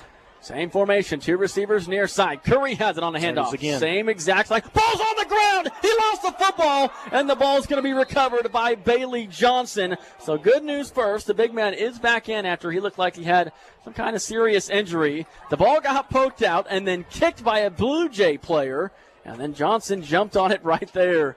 Boy, talk about how big would that have been for this Blue Jay defense. That would have been huge, but you know what? Even just as well, though, because they backed him up several yards right there, so now Lawrence behind the sticks. Right at the 50-yard line, ball's on that left hash. Trips receivers near side. Banks Bowen has not thrown on this drive yet. And here comes the throw right here. Pass to that far side. Pass is caught. And Jeremiah Reagan going to wrestle him down on the far side at the 44-yard line. So talking about a 3rd and 8 right here. But that's where the Blue Jays secondary needs to pay attention, because that's what Lawrence is going to do. They're going to try and set up that big deep play with those short outs and those little curls. So Blue Jays need to watch out right here, the secondary, make sure they don't let somebody deep. But at the same time, you got to watch that stuff in front of you. So it's kind of tough for your secondary in this situation with a quarterback that can throw the ball like Bowen can. I think Jalen Parks had the reception over on that far side. 3rd down and 8, 2 receivers split to each side. Here comes the man in motion. Bowen wants to throw, throws it far side, pass is caught, but short of the line to gain. Now they're going to say he's out of bounds. Oh, his knees. So his knees and feet were out of bounds when he caught the football. Good catch. You're right. They said incomplete, and then they pointed that it was, or they moved their arm like he was out of bounds. You're right. So he had his feet and his knees out of bounds when he caught that ball. Taj Edwards came out of the backfield on kind of a wheel route. I'll tell you what, obviously Bowen is kind of the superstar of the team, but I've been impressed with Taj Edwards, the running back. Man, he is a good one, and he keeps his legs moving, and he's quick. 4th and 8, 2 receivers split to each side. We'll see what Lawrence has got right here. Banks Bowen out of the shotgun, looks to throw. Now he might take off and run, still looking over the middle of the field, throws it deep, got a man wide open, and it's going to be caught all the way down to the 2-yard line. And that's what I mean. See, that's exactly what he did. You cannot, the secondary has to stay with their guys. They saw him start to run.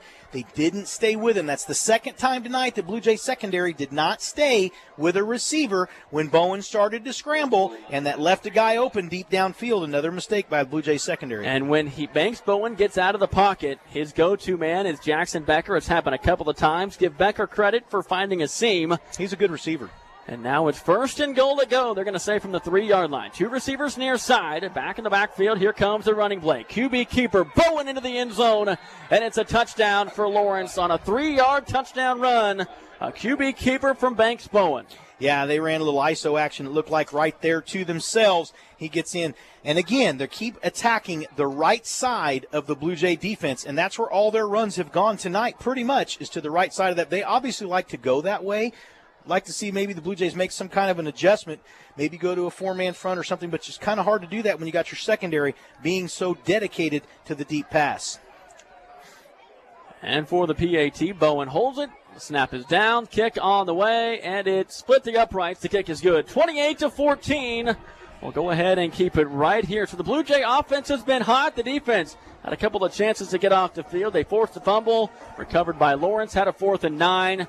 Unfortunately, we're not able to hold Lawrence out of the end zone. But give credit to Lawrence. Give credit to both sides, I'll say, because both sides have had 4th and long, and both teams just keep staying on the field. Well, the difference in this game so far, a couple of things. Lawrence having a lot of success attacking the right side with the run against that Blue Jay defense. But really more than anything, the Blue Jay secondary has done a really good job keeping things in front of them. A couple of times they've been burned. One for the long touchdown pass, and then that one right there where the deep pass that got him inside the 5. But the difference there is as Banks scrambles, and we've seen Conrad Gomez do it a little bit tonight too, the secondary cannot give up their assignment. They've got to stay with their guy. And both times, Lawrence receivers kept going, Blue Jay, as soon as they start to see him get close to the line of scrimmage, if you're playing safety, forget about the line of scrimmage and if that quarterback's running towards the line of scrimmage. That's what linebackers and defensive linemen are for. If you have to come up and make that tackle, great, but you got to stay with your guy. And Richardson kicked it away. Short kick this time. It's going to be received at the 26. This is Lance Norris down the near side sideline and out of the 42-yard line. Lance Norris a couple of times tonight. He's shown that explosive speed, and the Blue Jays have got good field position. 1st and 10, Junction City offense from the 42. Lance is fast. He's a junior. 5'6", 150 pounds, but he runs pretty hard, too. Seen a lot of those smaller stature guys over the years for the Blue Jays that run really, really hard. You think of a T.J. Jones and some of those guys. You know, I think of several guys from when I was there, Moses Amabole or Mike Williams, a bunch of those guys. They still run hard, and you see that a lot of times with Norris. Single receiver to the far side, DeMarcus Vorns. 2 tight ends in the game. Running play is Blake Proetti, and he's going to dive forward to the 46.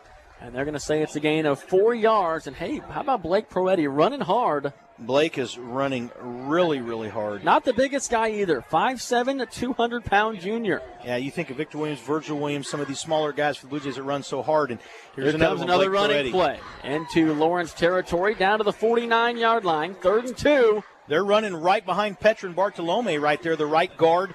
And you like to see that where the Blue Jays can start to power the football up the middle and set up some stuff outside because Lawrence, so far tonight, the Blue Jays have had some success running the football all over the field. Same formation, 3 plays in a row. Same play, 3 plays in a row. And Proetti's going to have the first down. He's going to go down at the 47. It's going to be close. Did he get it?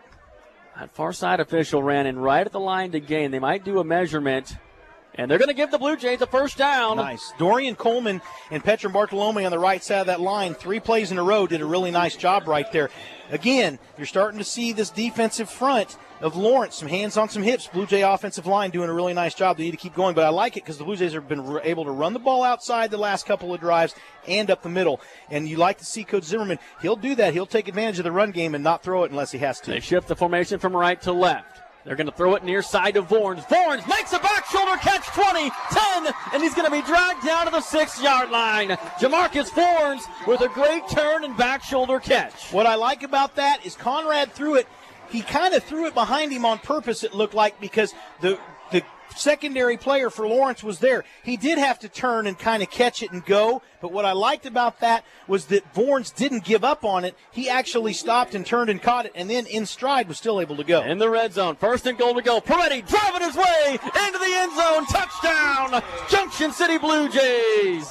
Well, I'll tell you what, Blake Proetti is impressing me tonight with how hard he is running the football. 2 big plays right there for the Blue Jays, and they answer again, 28-21 with 5:01 to go here in the second quarter. A lot of people thought Lawrence might run away with this. A lot of stuff. You heard Coach Zimmerman talk about it. A lot of people maybe doubting the Blue Jays this week. They're showing right now that they can play some football. And Heilman will kick the extra point. 28-20. We'll see if he can make it a 7-point game. And Gomez with the hold, puts it down. The kick on the way. It's good. And the kick is good with 5:01 to go in the first half. It's 28-21. We'll be back with more in 30 seconds. Getting you and your student athlete back to health is our goal at Mathis Physical Therapy in Junction City. At Mathis, you can receive treatments such as blood flow restriction, dry needling, and concussion or injury assessments all inside our clinic, conveniently located at the Athletic Training Center on the east side of town. If you are suffering from back pain or your student athlete has an injury that just won't go away, our team of physical therapists are here to help. Learn more at mathispt.com. Get well and stay well with Mathis Physical Therapy in Junction City. Go Blue Jays. Welcome back to Blue Jay Stadium on 107.9 FM, 1420 KJCK. I'm Anthony Georges. Color commentator is Brian Field. And what a game we've got so far. 28-21, 5:01 to go. Lawrence jumped out to a quick 14-0 lead. The Blue Jays have since thrown every punch back. And what I like is we talk about this all the time. The greatest compliment to a coach is when a team takes on your personality. Don't put Coach Zimmerman's back against the wall. Let me tell you, the Blue Jays are playing like that tonight. Down 14-0. You know what? They're not letting that bother them. They're not intimidated by the Lawrence Lions. They are playing football tonight, and they have played some physical football here on these last few drives. And Heilman going to kick this one away. Again, he's got the wind at his back, drifting back, and about 7 yards deep in the end zone. The kick sails through. So Junction City, how about that? 1 minute and 33-second drive. So they've got drives tonight of 53 seconds and 1 minute and 33 seconds. So these two teams just trading heavyweight punches back and forth. Neither defense can get a stop. And right there, the Blue Jay defense had a chance to get the ball last drive. We'll see if this is the time right there. But here's the key, Brown, I think, to getting a stop. Back-to-back drives, 19-yard runs by the quarterback each time on the first play. Yeah, they're going to have to get a stop and see if they can tie this football game. 5:01. You know, this second quarter is moving very slowly. I thought the first quarter did, too. Yeah, and so this half, actually, I mean, here it is. Well, you know, I guess it's a little over an hour here, but it just seems like this second quarter is moving pretty slow. Blue Jay defense, boy, if they can get a turnover right now, this would be huge. 1st and 10, Lawrence from the 20-yard line after the touchback. Flag flies, pass over the middle of the field's caught. And then it's going to be good enough for a first down. On the catch right there for Lawrence is number 6, Gabe Winger. Let's check the flag. It's coming back. Motion on Lawrence. Pre-snap penalty, 1st and 15. This is what's happened to Junction City a couple of times when they've gone 3 and out. Well, Lawrence hasn't been mistake-free tonight. Their defense has jumped a couple of times. They had a face mask, a big face mask earlier, and right there a motion penalty. So Lawrence is not mistake-free in this football game either. But most of that's been on their defense. That's true. So the offense is kind of getting themselves behind the sticks here. Let's see if this Blue Jay defense can get a stop. We've seen Jamarcus Tyson in with the big sack not too long ago. They got themselves behind the sticks on that last drive, too. 1st and 15. We'll see what the secondary can do. Running play. Edwards has it. Far side, breaks a tackle. Edwards. And he's going to get back to the line of scrimmage and be drugged down. Who made the stop on that far side? Trying to see. Great ankle tackle. And right there for the Blue Jays, number 6, Marshall Carmen. Yeah, Marshall's going to see some varsity time. So they're running some power O. They're pulling their right guard and right tackle. See, they did it again right there. 2nd and 10, running play. Larkin Turner grabs on and holds on for dear life. Nice job by Larkin right there. The running back right there was Taj Edwards. Now you got about 3rd down and 5. So it's just the power O. That's what they're running. They're pulling 2 linemen. It's usually the right guard and the right tackle, and they're going to the left side of the Blue Jay defense. Be curious to see what happens because, again, they keep the right side of the Blue Jay defense. 2 receivers near side. Pass deep down the far sideline. Wide open was his man Becker. Too much heat behind the pass. Going to be 4th and 5 from their own 26. Boy, is he really thinking about going for this? I think he is. He's going to run some new personnel on the field. Good coverage that time. I'm trying to see who that was for the Blue Jays. Is that number 12 on the coverage right there? Is that Mears? It was either Mears or it was Sean Powell, 22, is still back there. Oh, it was Powell. You're right, number 22. He had an interception last week, too. So good coverage right there. Banks Bowen does punt. We'll see if he drops back and punts it. And it is going to be just a quick pooch punt. And the Blue Jays are going to have a chance for return. Vorns takes it at the 42. Following his blockers far side. He's got a wall. Jamarcus Vorns 30, 20, 10, down the far sideline. 2 weeks in a row. Touchdown. Junction City Blue Jays. They're going to say he stepped out of bounds. Or maybe not. They moved their hands up like they were going to say he was out of bounds, but no. The Blue Jays with Jamarcus Vorns have another punt return for a touchdown. Well, I'm trying to see, are they giving it to him? Are they talking about it? Oh, there's a flag on the far side at the 41. Darn. That was a great run, though. I liked the wall. I liked the way the wall set up again. What I really liked about Vorns that time is what he did, though. He stutter-stepped and gave the wall some time to set up instead of taking off. Illegal block in the back is the call. You're going to see that a lot of times. But you know what? Of course, you hear the crowd reacting to that. But again, I want to go back to Vorns on that catch. He had to come up to catch it, and he took a second to watch. And he started to go, and he could have taken off, but he stutter-stepped and waited for the wall and waited for a couple of blocks. I like the way that Vorns did that. He did a nice job. Man, as they call him. Jamarcus Vorns, man. He did a really nice job right there, and darn it, we had a block in the back where the Blue Jays would have tied this up. Boy, it's fun to watch this football team work. I know it got called back, but they have been special teams sound through the first 2 weeks, and Jamarcus Vorns probably gasping for air. He's back out there right now. But I'm okay with this, and I'll tell you why. If the Blue Jays, they've been very physical and moved the ball on the ground. If they can eat some clock here and score, they're taking away opportunity for Lawrence to get the football before the half. 1st and 10 at the 50. 2 receivers near side. Gomez takes the snap, looks to throw. Looks to throw near side. He's going to throw deep for Scholar Brown, and it was right there. Scholar just turned his shoulder the wrong way. And fortunately for Junction City, Lawrence had a player right there in the area. Yeah, number 2. He saw the ball. Yeah, that would have been Jalen Parks. Yeah, Jalen Parks. He's a senior safety, free safety. He was right there and just about intercepted that. But how about some of these throws from Conrad Gomez? Yeah, he's got a good arm. His arm has definitely gotten stronger. Of course, he's an infielder in baseball. He can pitch a little bit, but plays third base, and so he's got a good arm, and we've seen it tonight. Lavelle Autry checks into the game. Going to have to get going quickly here. Play clock already down to 10. I'd like to see him hit some other guys other than going for Vorn so much, though, because we're starting to see double and triple coverage on Vorn. 5 he needs to hit seconds somebody else. On the play clock, and Coach Zimmerman fired up after they couldn't get the right personnel in there. Blue Jays trail 28-21. What a game this has been. Junction City got behind 14-0. Quickly come back with a 66-yard touchdown pass to Jamarcus Forns. Lawrence quickly responds. Blake Proetti has a touchdown, and it's just back and forth. Lawrence does get the ball back after half. So like you're saying, this is a big drive right here.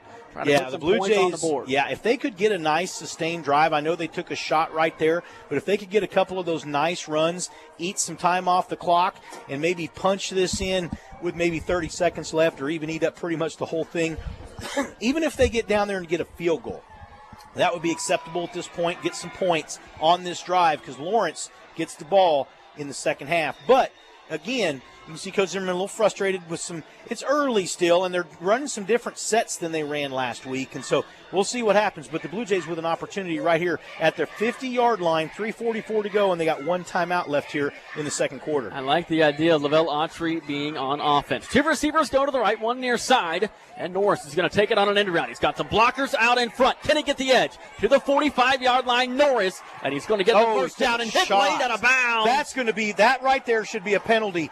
That was that. Wow. Is Coach that not going to be targeting? And Ty Zimmerman both are all about That was targeting. He hit him right helmet to helmet with the crown of his helmet right in the head. I can't believe, as much as we saw that last year, that wasn't called right there. But great run by Norris. He's tough. I just hope he's okay because he took a heck of a shot. That should have been targeting on the sideline right there. Gain of 11 right there. You see the speed get to the outside. And now the Blue Jays will recover. 1st and 10 from the 39, and here comes a running play to Blake Proetti. Just driving his way through, picks up, they're going to say 2 yards right there. And now we're going to see Jamarcus Tyson coming to the game for the first time on offense. Well, he came in last time, too. They're using him as an H-back a little bit. But he also ran the Wildcat. Oh, he did, but right now I think they're bringing him in as an H-back because the last time they brought him in, he lined up as an H-back, and that's what they're doing with him right now. An H-back is basically like a tight end in the backfield. You can line him up in a couple different places as a wing or maybe as a halfback. Right now, you've got 2 H-backs together on the right side of the formation. 2nd down and 7. Here comes a reverse play, this time to Jamarcus Tyson. Trying to break a tackle, but he's going to be brought down to the 36, so maybe a gain of 1. Now you're looking at 3rd and 7. That clock ticking down to about 3 minutes right now. 3rd and 6, 28-21. Lawrence leads Junction City here in the second quarter as we edge closer to our JC Abstract and Title Company halftime show. Make sure to stay tuned to that, and in that we will have our Cloud County Community College halftime feature. 3rd down and 6. Junction City needs a first down. 3 receivers go to the right, and Lawrence is going to jump off sides. That's the 4th time tonight. Yeah, Conrad's doing something with his voice inflection right there as he's doing his cadence, and so he's pulled them offside 4 times.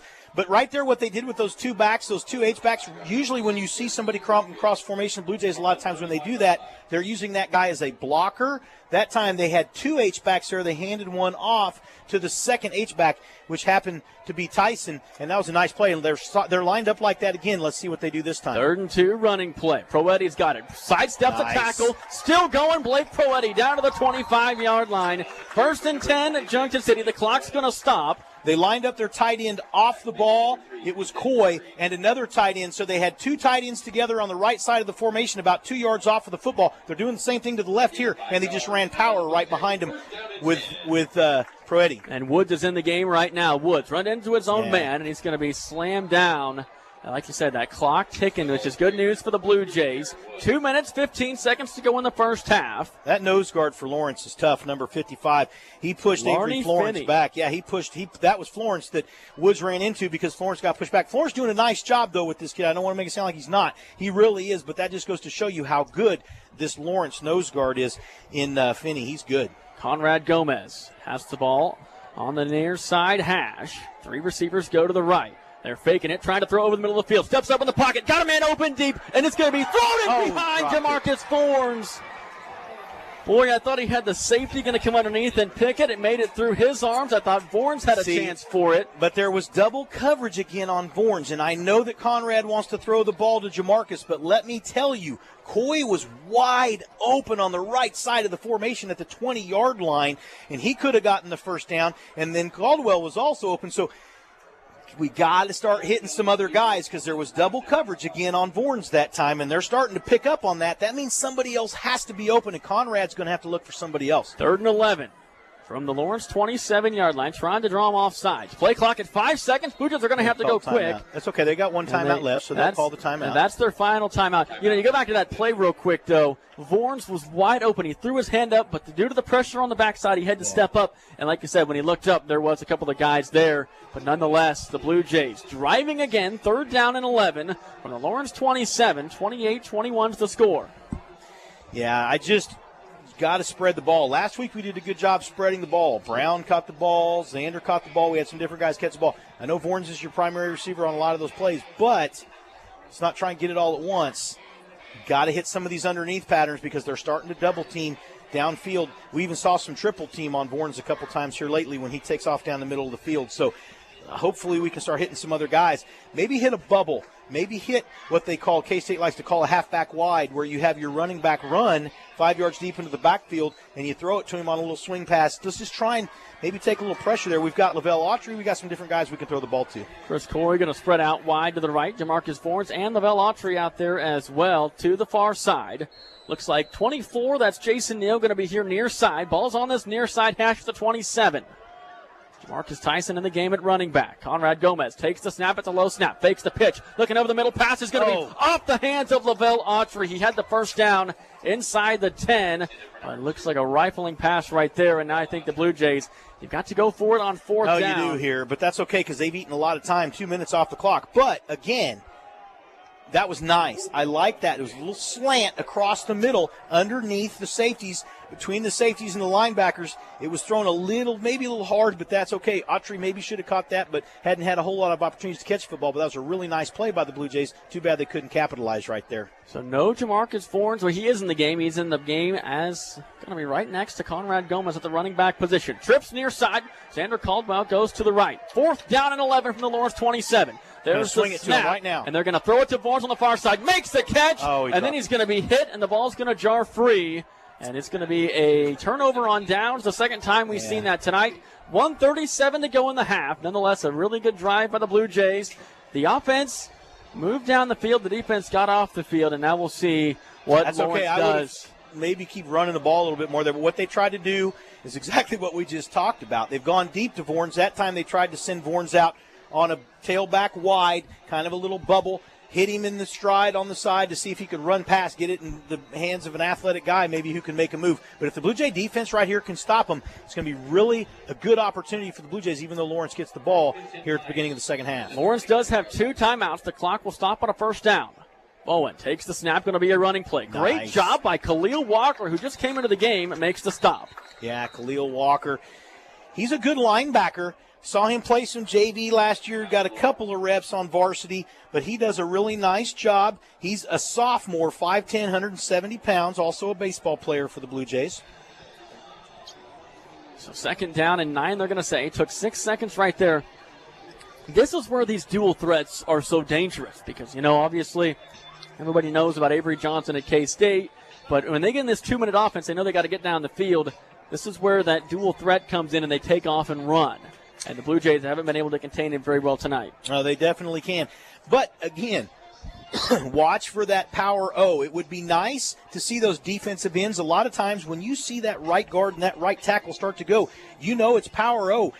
Maybe scrape down the line, behind the line of scrimmage and see if you can stop that play. And that would be nice to see the defensive end do that from the backside or maybe the nose guard. But as soon as you see them go, scrape down the line and try and stop that, because that's what's happening. It doesn't mean that they're not going to come back from a counter, but they haven't yet. They got a tight end behind those guys. Let's see if they'll go triple lead sometimes with this, and let's see if that's what they do, attacking the right side of the Blue Jay defense again. Balls to the 28. 2 receivers go to the left. Bowen looking to throw. Here comes some pressure from the Blue Jays from behind. There's a pass over the intercepted. Middle field. That's going to be a pick 6. Lavelle Autry, 20, 10, down the far sideline, cuts inside. Touchdown, Junction City Blue Jays. No, they're going to call a penalty. Oh, it is. No, they're not. Touchdown. That's it right there. That was beautiful. Lavelle Autry stepped in front of the receiver. What happened was there were Blue Jays all around Bowen. He should have never thrown that. He threw it off his back foot. It was a bad pass. Lavelle Autry was in the right place at the right time and did a great job catching the football and scoring. And that's what I mean right there. This half wasn't over. The Blue Jay defense did their job. It's a pick 6. That's the first interception of the year from Banks Bowen. And we'll see if the PAT can tie it up. And it was all set up by the pressure by the Blue Jay defense. They got around the backside, and Gomez will hold it for the PAT. The pick 6 by Lavelle Autry. It's the second of his career. There's the snap. It's down, and the kick is on the way. And the kick is good with 1:20 to go in the first half. We're all tied up at 28 apiece. It was 2nd and 9 from their own 28. The pressure got to him. He threw it over the middle of the field. Well, Bowen made down a mistake. Goes Autry. I guarantee you he'll tell you he'd like to have that back.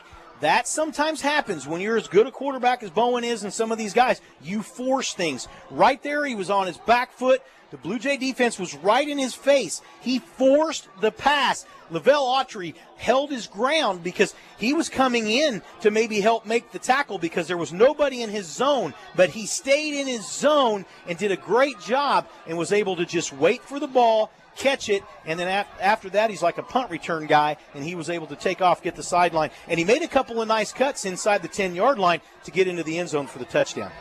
And now Hyman will kick it away. And now Lawrence, I believe they have one timeout left. I think they've taken 2. I know they took one on the last drive. It says the scoreboard still says 3.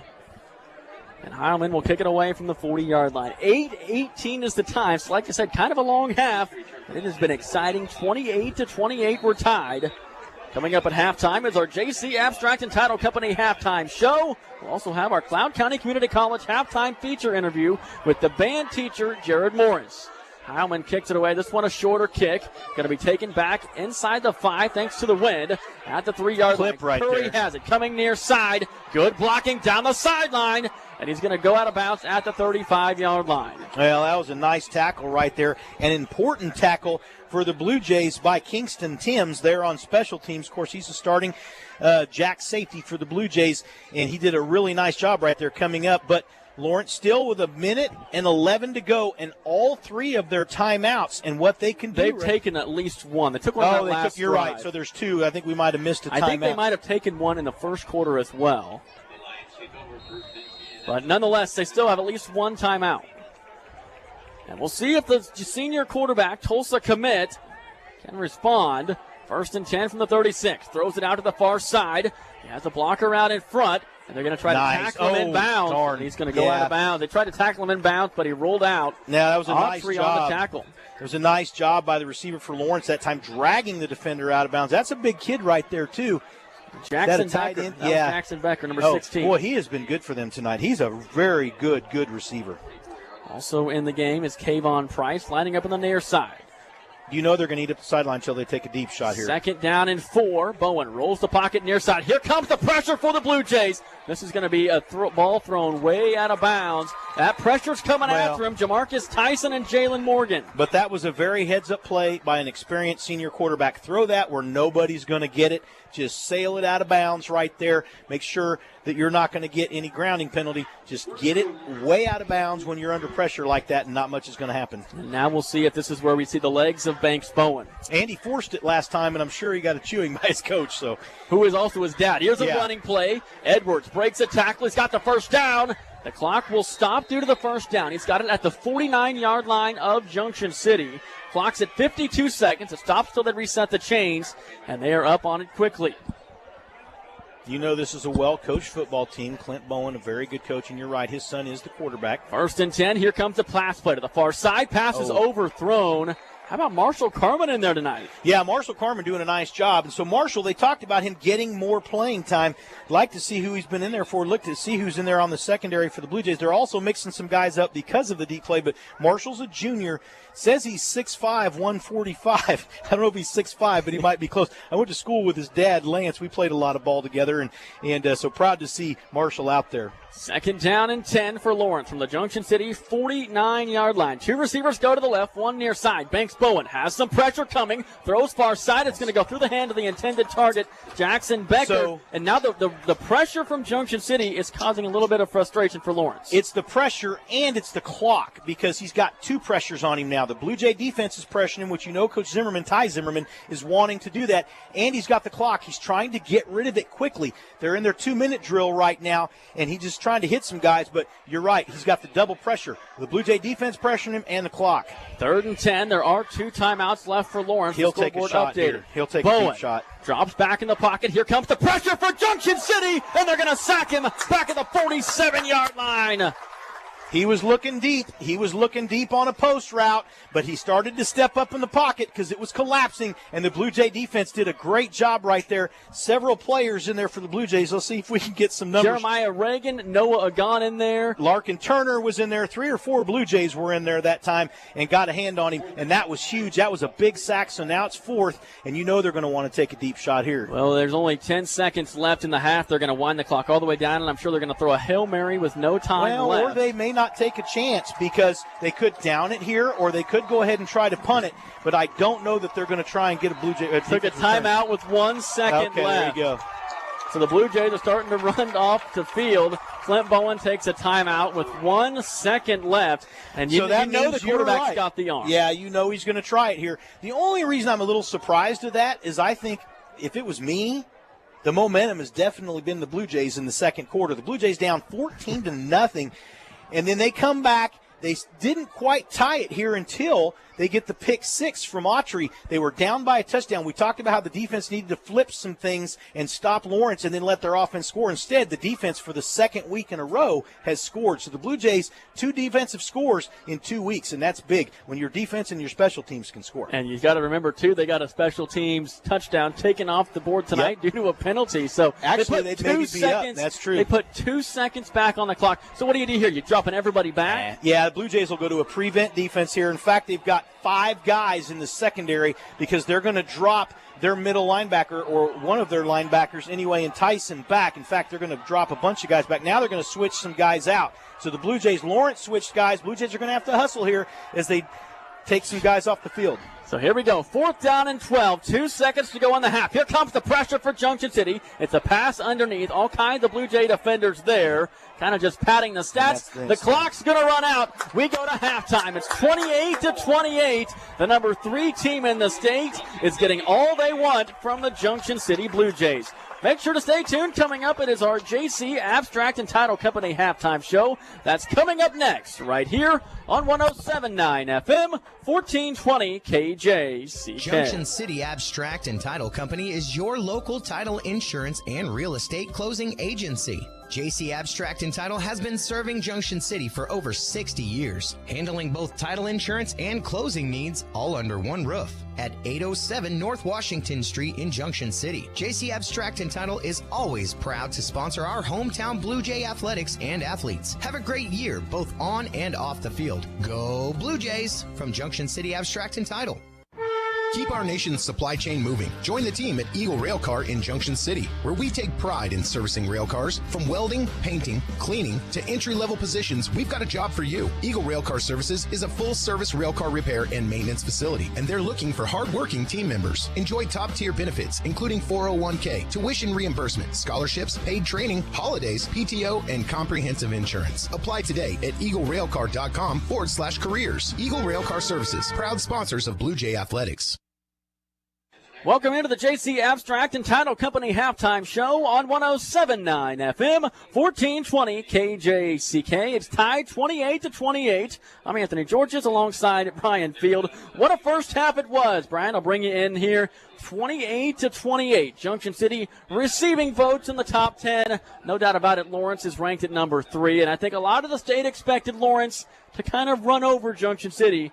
And that has not been the case. No, in fact, I was going to try and sum this up with one word, but you know me, I can't do that. I'm going to have to use 3. Right. I'm going to have to use 3. Gritty. That was the one I was going to use. Man, the Blue Jays have been gritty. The other thing, physical. They've been physical. Physical on offense. Receivers blocking downfield. The offensive line doing a nice job. And Proetti running the ball so hard up the gut. And then athletic. And that's what we talk about with the Blue Jays all the time. Use your athleticism. A lot of times they maybe are a little more athletic or a little more agile than the other teams. So the Blue Jays getting this done with some agility, but they're also physical but gritty. They were down 14-0. They looked at times in that first probably 10 minutes of the game like maybe they, I don't want to say lay down, but they looked like they were a little overwhelmed. But that stopped. And in the second quarter, the Blue Jays, and this is a trademark of Coach Randall Zimmerman, if things aren't going your way, let's try to shove the ball down somebody's throat. And that's exactly what they did in the second quarter. The offensive line did a great job blocking, and I almost called him Dennis. Blake Proetti, Dennis is his dad. Dennis is a good friend of mine. Blake, so proud of him. Man, I mean, he had some good hard runs up the middle. Fanati ran the ball hard up the middle, and we brought Woods in and let Woods start running the ball up the middle too. And the Blue Jays in the second quarter established the middle power running game, and that started to open some things up for the Blue Jays.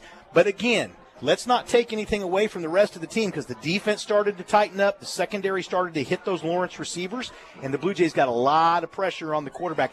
We talked to Coach Ty Zimmerman at practice last night. He said, my defense, we're going to put some pressure on them, and that's exactly what they did. But here's the other thing.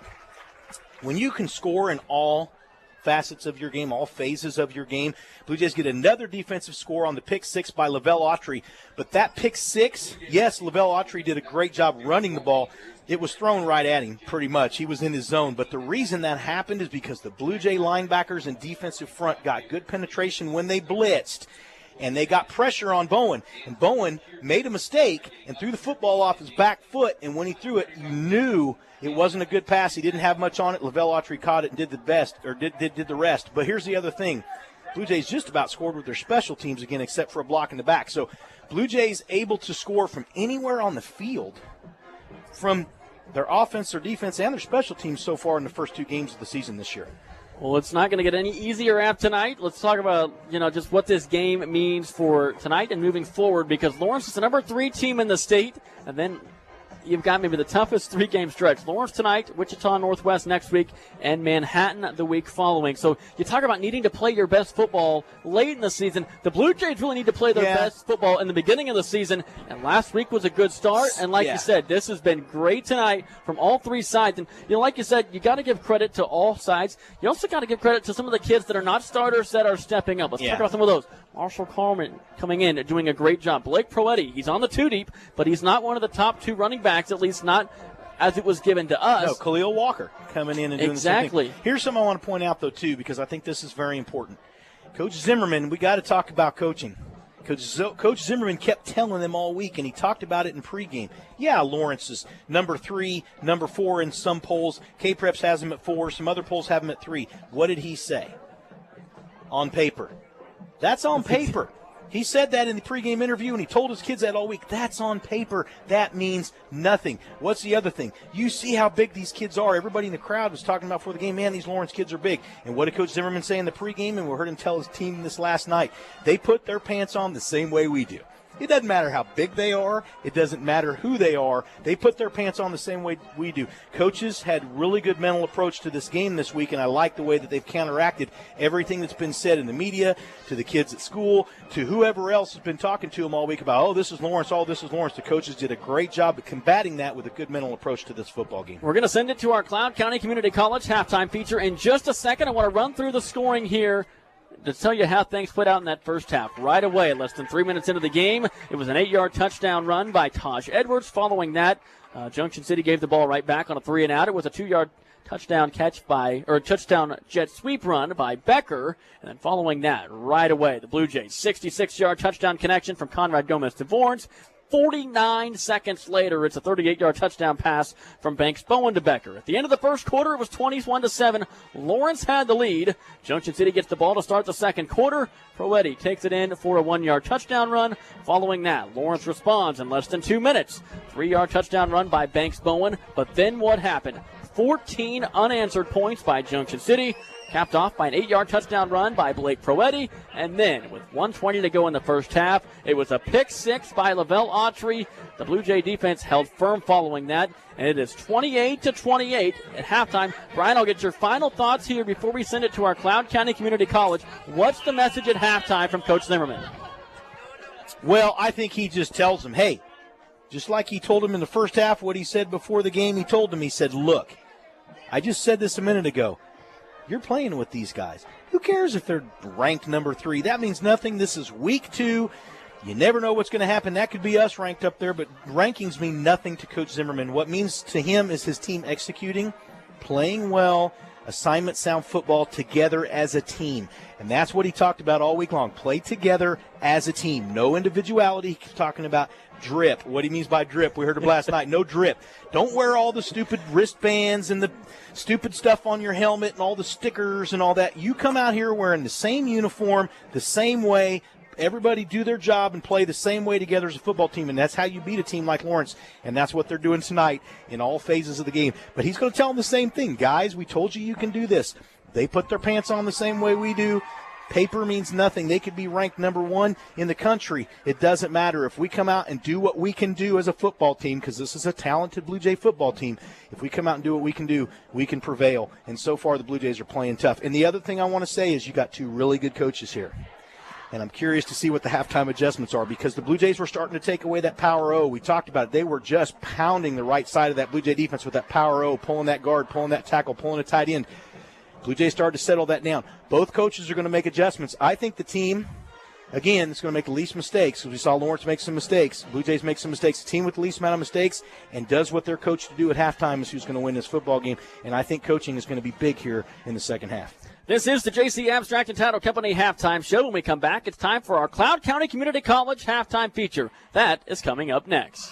Are you a Kansas or Nebraska high school senior who's thinking about your next steps after high school? If so, you qualify for Cloud County Community College's $500 Early Bird Scholarship. All you have to do is visit campus before December 13th and have a GPA of 3.0 or higher, and you get a $500 scholarship guaranteed.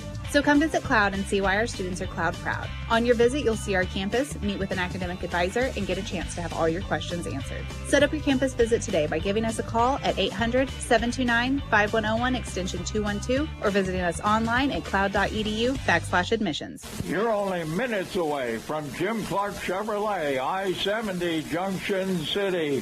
Well, it looks like sports are in the air. A couple of great teams playing today, Willie. That's right, Bob. And our team has been servicing the Fort Riley, Junction City, Flint Hills region for over 41 years, Bob, and we're still going strong with 2 convenient service locations here under the huge American flag, offering Saturday service as well as collision repair facilities and certified service at our Grant Avenue location as well.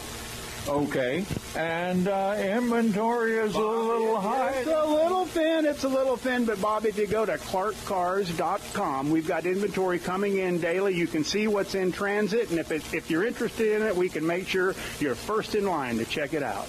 That's Jim Clark Chevrolet, I-70, Junction City. Getting you and your student athlete back to health is our goal at Mathis Physical Therapy in Junction City. At Mathis, you can receive treatments such as blood flow restriction, dry needling, and concussion or injury assessments all inside our clinic, conveniently located at the Athletic Training Center on the east side of town. If you are suffering from back pain or your student athlete has an injury that just won't go away, our team of physical therapists are here to help. Learn more at mathispt.com. Get well and stay well with Mathis Physical Therapy in Junction City. Go Blue Jays. Welcome back into the JC Abstract and Title Company halftime show here on 107.9 FM, 1420 KJCK. It's now time for our Cloud County Community College halftime feature. Tonight's interview, we are talking with a band teacher at Junction City High School. We are joined by Jared Morris. Obviously exciting times for the band, but first of all, Jared, we appreciate the time. And how's everything going with the new school year? It's been a great start to the year. Thanks for having us on to talk about it.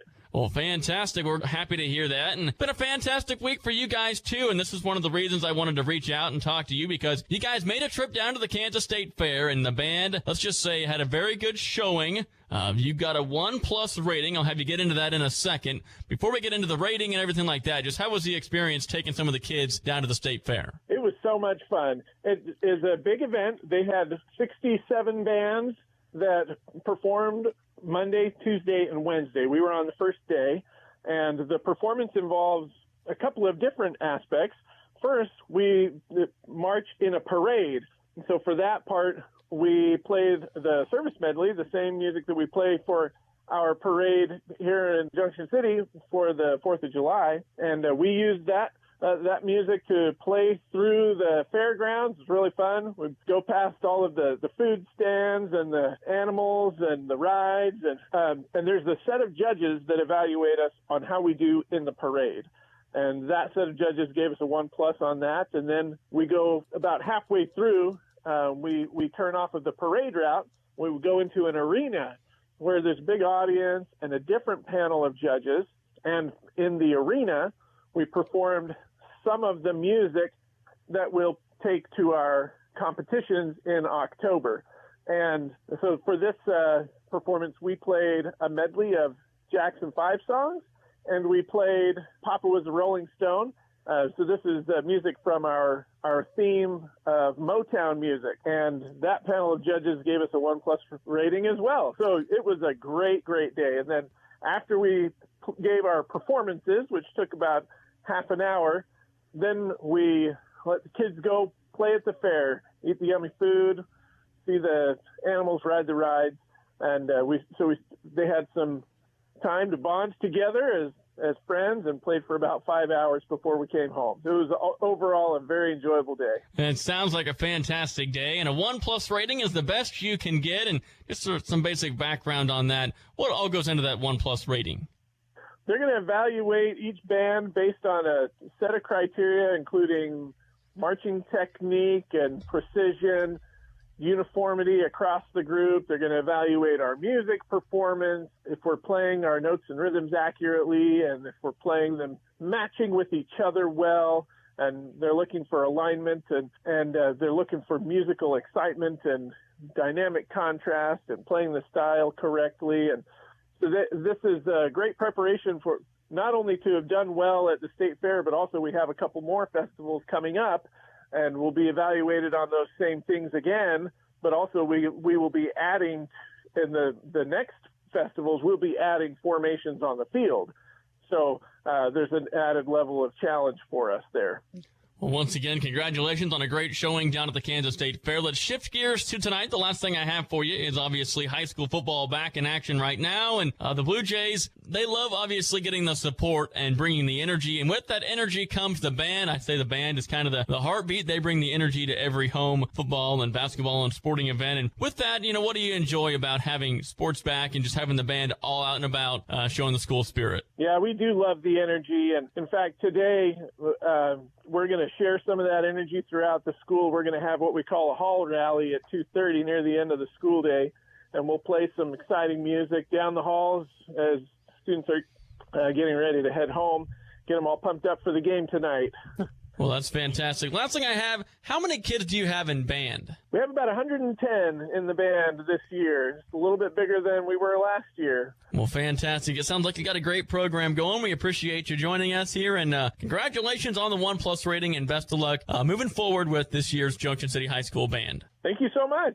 This concludes our Cloud County Community College halftime feature with Jared Morris, the band teacher at Junction City High School. This also concludes our JC Abstract and Title Company halftime show. Second half action is coming up next.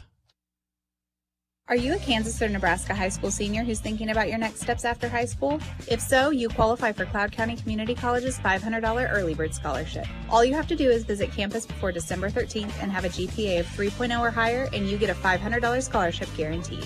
So come visit Cloud and see why our students are Cloud proud. On your visit, you'll see our campus, meet with an academic advisor, and get a chance to have all your questions answered. Set up your campus visit today by giving us a call at 800-729-5101 extension 212 or visiting us online at cloud.edu/admissions. Central National Bank offers a checking account loaded with value, and we simply call it Value Checking. Get more value out of your banking relationship with Value Checking from Central National Bank. Always looking for opportunities to meet your needs. Account opening subject to qualifications. Restrictions may apply. Central National Bank, money for life. Member FDIC in your hometown since 1884. There's hope for depression, even treatment-resistant depression. I'm Dr. Christy Clark from Victory Clinic. TRD is a common condition when antidepressants don't work. Does this sound like you? If so, you are not alone. TRD is treatable. Victory Clinic in Junction City and Manhattan offers TMS and Spravato, both effective, safe, and approved treatments for TRD. Blue Cross and TRICARE accepted. Visit victoryclinics.com. Call or text us today because you are worthy of wellness. Offices function better with office supplies. The pen you're writing with? Office Supply. The desk calendar your elbows on? Office Supply. The file folders on your desk and the sticky notes on them? Office Supplies. You get the idea. Now, where do you get supplies? Key Office Products in Salina and Junction City bring office supplies to you. Purchase online, then have Key Office deliver. Small and bulk orders, office furniture, and copiers. Shop local. Shop Key Office at keyofficeproducts.com. Welcome back to Blue Jay Stadium, just about set for kickoff. Just to kick off this second half, we are tied at 28 apiece. The Blue Jays were down 21-7 at the end of the first quarter. They scored 21 points in the second, including 14 unanswered. And it was a great first half by both teams. Lawrence obviously won the first quarter. Junction City, the Blue Jays, it was all about them in the second quarter.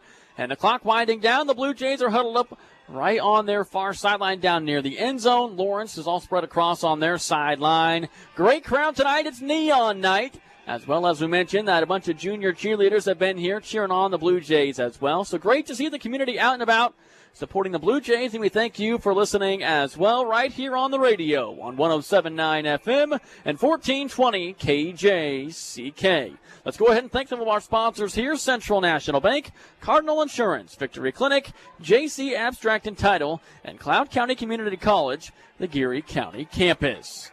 Junction City, as mentioned several times throughout the broadcast, is no doubt the underdog in this game, but they are playing like they belong. Lawrence ranked as the number 3 team in Class 6A. The Blue Jays received some votes for being in the top 10, but as Coach Zimmerman has said it time and time again, that doesn't matter. Once you get out on the field, it's just football. And Blue Jays come back from 14 down and tie the game at 28. Junction City will kick it off. Ethan Howman will boot it away. Lawrence will get the ball first to start this second half. Junction City had the ball to start the beginning of the game. They had a nice long pass play to Vorns. The following next play went off the kneecap of the quarterback, Conrad Gomez. It was a shotgun snap, a low snap. He wasn't ready for it. And then Lawrence obviously recovered and went down and scored right after that. But the Blue Jays will see if their defense can hold strong again. They held strong several times throughout the end of the half. And Junction City is fighting with the Lawrence Chesty Lions. And I tell you what, both defenses were strong last week. Neither team allowed a point last week. Well, they both gave up 28 points in the first half. So obviously a scale up in competition. And obviously two very good football teams here in Class 6A. Ethan Howman going to boot it away. Just a great night for football. Thursday night lights, and here we go with the second half action. The Blue Jays have the wind again. And then this kick is going to go all the way to the back of the end zone. And again, that's thanks to the wind. Lawrence, they will get the ball first to start this second half. They are led by their 6'3", 204-pound senior quarterback, Banks Bowen. Some great plays there in the first half, including a 38-yard touchdown connection between Bowen and Jackson Becker. When he gets out of the pocket and he tries to improvise, that's when he makes plays. So we'll see if the Blue Jays can keep him contained, keep him locked down. and we'll see if they can get off the field to start this second half. 1st and 10 for Lawrence. Blue Jays are playing kind of tight coverage, and it's going to be shotgun formation for Lawrence. 2 receivers near side. 1 receiver goes to the far side. Tight in the game as well. Ball's on that left hash, and Bowen hands it off. First snap of the second half, the running play to Taj Edwards. Down the sideline, Edwards driving his feet, and a big gain. Kingston Tim is the one that drags him out of bounds. And I tell you what, that's been kind of the key to Lawrence scoring on some of these drives as they get a big first play. And right there, they got the ball at the 20, already out to the 36-yard line. So a gain of 16 yards right there. 1st and 10 for the Chesty Lions. Same formation, Banks Bowen. Out of the shotgun, he kind of switches it up this time. Another running play to Edwards. Cuts it upfield. Boy, he is a good runner. Very smooth and shifty. Gets his way past the 40 up to the 42-yard line. Gain of 6 right there. 2nd down and 4, 11:42 and counting in the third quarter. And I finally welcome my broadcast partner back to the booth. I've had a good time talking to some people, but had the chance to catch up with somebody I hadn't talked to in a while. Here's a running play. Banks Bowen down that far side. So looks like that. Just a couple of plays. 2 first downs already. And it's 28-28. 11 minutes, 29 seconds to go in the third quarter. Good to see Ryan Norton up here, the old athletic director here at Junction City High School. He's one of them I ran into down there, drug him up here with us. He kind of hangs out with us in the press box here a lot last year, too. 1st and 10, Lawrence. It looks like they're going to run an option play. Pitching it near side. Ball's on the ground, and it's going to be picked up by Lavelle Autry. 20-10. He's going to house it. Touchdown, Lavelle Autry. His 2nd defensive score of the night. That is huge. Scoop and score. Not advised. Ill-advised. Fall on the ball, but that's okay. Lavelle's got good hands. Good scoop and score. Popped right into his hands. That is big. Lawrence now a couple of mistakes, and right there, that's an example. One of the things I want to talk about, we talked about a lot of different things right at the beginning of halftime there. A lot of things echoed by the Blue Jay crowd. Grit, determination, physicality, forcing some errors with our defense. All big things, and people are really excited out here in the crowd. 41 seconds into the second half, the Blue Jays get a defensive score. 34-28 the score. Gomez will hold it. There's the snap. Good hold. The kick is on the way. And Ethan Heilman boots it through just 41 seconds into the second half. It's 35-28. You talk about Bryant jumping on the ball and falling on it. I understand it, but he had 3 guys right there. I'm a fan of the scoop and score. It worked for K-State last week. It does. It works here as well. That's the young game versus the old game right there, but that's all right. No, I'm teasing you, Anthony. No, you're right. I mean, if you can grab it and go, you're right. That's the big thing to do, and Lavelle's a good athlete, good hands, and if you get a chance to scoop and score, that is huge. But that's a big play right there for the Blue Jays. We were wondering what was going to happen to turn the tide of this game, and I was talking to Coach Gibson right at halftime when I went downstairs, and he kind of said, he's not sure what really turned the tide other than I don't know if Lawrence expected this. I don't think they expected us to be that physical in the second quarter, and I think that the defense has been pretty physical here at the end of the second quarter, and I think that's part of it. We talked about the Blue Jays needing something to happen. The Blue Jays have made the defense has made the last 2 scores, and so that's huge, and both of those scores are Lavelle Autry. That's exactly right. One was a pick 6. This one a scoop and score. Boy, I'll tell you, he's making a pretty good argument to be our player of the game, isn't he? I thought it crossed my mind as he was running into the end zone. Conrad's had a good game. Bournes has had a good game. Proetti's had a good game. Heilman boots this one deep and well into the back of the end zone. Not sure who is injured for the Blue Jays, but someone here on the cart is going to get off with a couple of crutches, so certainly hope whoever that is okay. Obviously a member of the Blue Jay football team. I saw them take a cart over on that far side earlier. But nonetheless, best wishes to whoever is injured for the Blue Jays. And we certainly hope it's not too big of an injury for him. But nonetheless, 1st and 10 for Lawrence, 35-28. Junction City leads it. The Blue Jays were down by 14 at the end of the first quarter. They've exploded.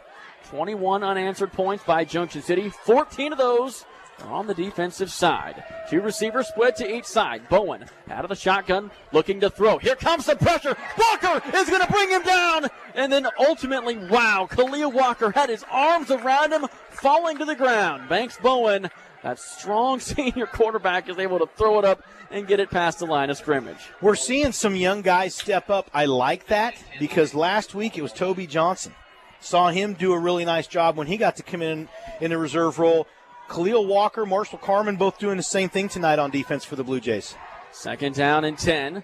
2 receivers to the near side. 1 goes to the far side. Running play. Edwards, not a whole lot of room to run. Hey, I wanted to give you a score update. Manhattan is leading Lawrence Free State 17-0 at halftime. So the Indians leading, and now a flag's going to fly right in front of us. This is going to go against Junction City. It was going to be 3rd down and 9, and now the Blue Jays are going to get a penalty.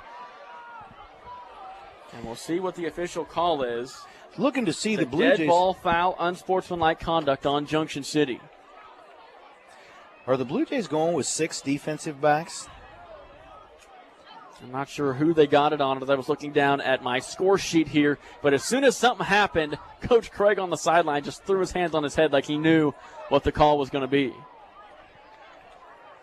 So after what was going to be 3rd and 9, it's going to be 1st and 10 thanks to the penalty. A 15-yard penalty takes the ball out to the 36-yard line. Is that the spark that Lawrence needed? Banks Bowen has got a couple of touchdown passes tonight. Hasn't done a whole lot with his legs. He's had a couple of nice scrambles. And here comes a running play. Right up the middle they go with Edwards. And Edwards gets 12 yards right there. Just a quick burst right up the gut. Blue Jays have gone with 6 defensive backs, so they've gone to a dime. And that's part of what's going on here. Lawrence is going to try to start running the ball up the middle to counteract that, make him bring that linebacker back in. They're running with 2 linebackers. 1st and 10 for the Chesty Lions at the 47-yard line. Another running play. Right up the gut they go, and a great job right there. Noah Agon stuffs him for a gain of just a yard. Maybe they give him 2. Yeah, Blue Jays was looking to see Jalen Morgan is still in there. Is Howard in there, number 8? So Marshall Carman has been coming in a lot. I think Carman is playing mostly for Jeremiah Howard. Now we have That's what I wondered. We have a Blue Jay down on the field, and it's just a cramp as he instantly is asking for someone to stretch his legs out. That's Lavelle Autry. Let's go ahead and thank some sponsors here real quick. Jim Clark Chevrolet, Eagle Railcar Services, Mathis Physical Therapy, Orthopedic and Sports Medicine Center, and Key Office. Thanks to all of our sponsors who help make these broadcasts happen. And now, obviously, Lavelle Autry is the concern. Looks like just a cramp, which is good news for the Blue Jays, and they need him out there on the field.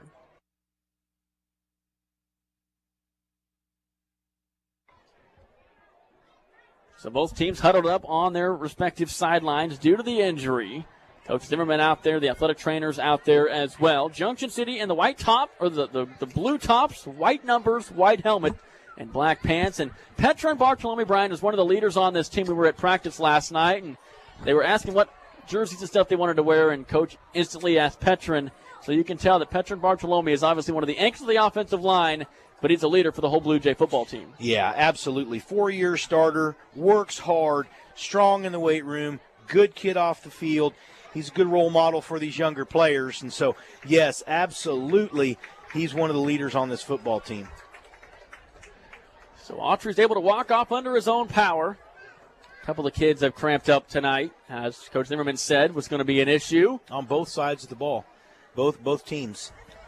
So now 2nd down and 8 as both teams head back out there. Jaden Mears into the game. Looks like he's going to step in for Lavelle Autry for the time being. And Autry's sitting down on the sideline trying to get some fluids. It's going to be a false start on everybody but the center. I always love when they say that. Everybody went except the center forgot to snap the ball and make it 2nd down and 13. Blue Jay defensive front doing a nice job. Linebackers getting some penetration and some pressure on the Lawrence quarterback. Go ahead. 7 pre-snap penalties. 7 tonight for Lawrence. And that's big. 2nd and 13 from their own 45. 2 receivers go to the left. The receiver near side, tight end near side. Ball's on the left hash. 2nd and 13. Kind of a high snap. Bowen looking to throw. All day to throw. Larkin Turner with the pressure. And this one is going to be airmailed way out of bounds. Larkin Turner has made his play impact tonight. He's been in the backfield a couple of times. Yeah, I like the way the Blue Jays secondary is staying with the receivers. He had a receiver that time get deep on the outside, but again, he's having to throw the ball off his back foot a lot. He hasn't been able to step into his throws because the Blue Jays are getting a lot of pressure on him. Make it 3rd and 13. 3rd and 12, 3rd and 13. We'll call it 3rd and 12. Two receivers set to each side. Becker goes in motion, now cuts upfield. Here comes some pressure for the Blue Jays. And Jackson Hawley was coming from the blind side. And now Jamarcus Tyson is down on the field. Hopefully he's just got a cramp. He instantly looked over to the sideline and was calling for them to come over there. Never a good sign when they're instantly asking for someone to come out. It's going to be 4th down and 12. And it is just a cramp, so we'll go ahead and keep it right here. Hopefully. I haven't seen. Yep, that's what they're stretching. How about Jackson Hawley? Didn't play a whole lot last year, but boy, he's 6'6", 195-pound junior. He's been making his presence felt. Well, last couple of games done a nice job. Here's the thing as a defensive end. You hear him talk about a long body or a long stretch or long arms as a defensive end when you're long and you play long. And so, yeah, if you're tall, that helps a lot.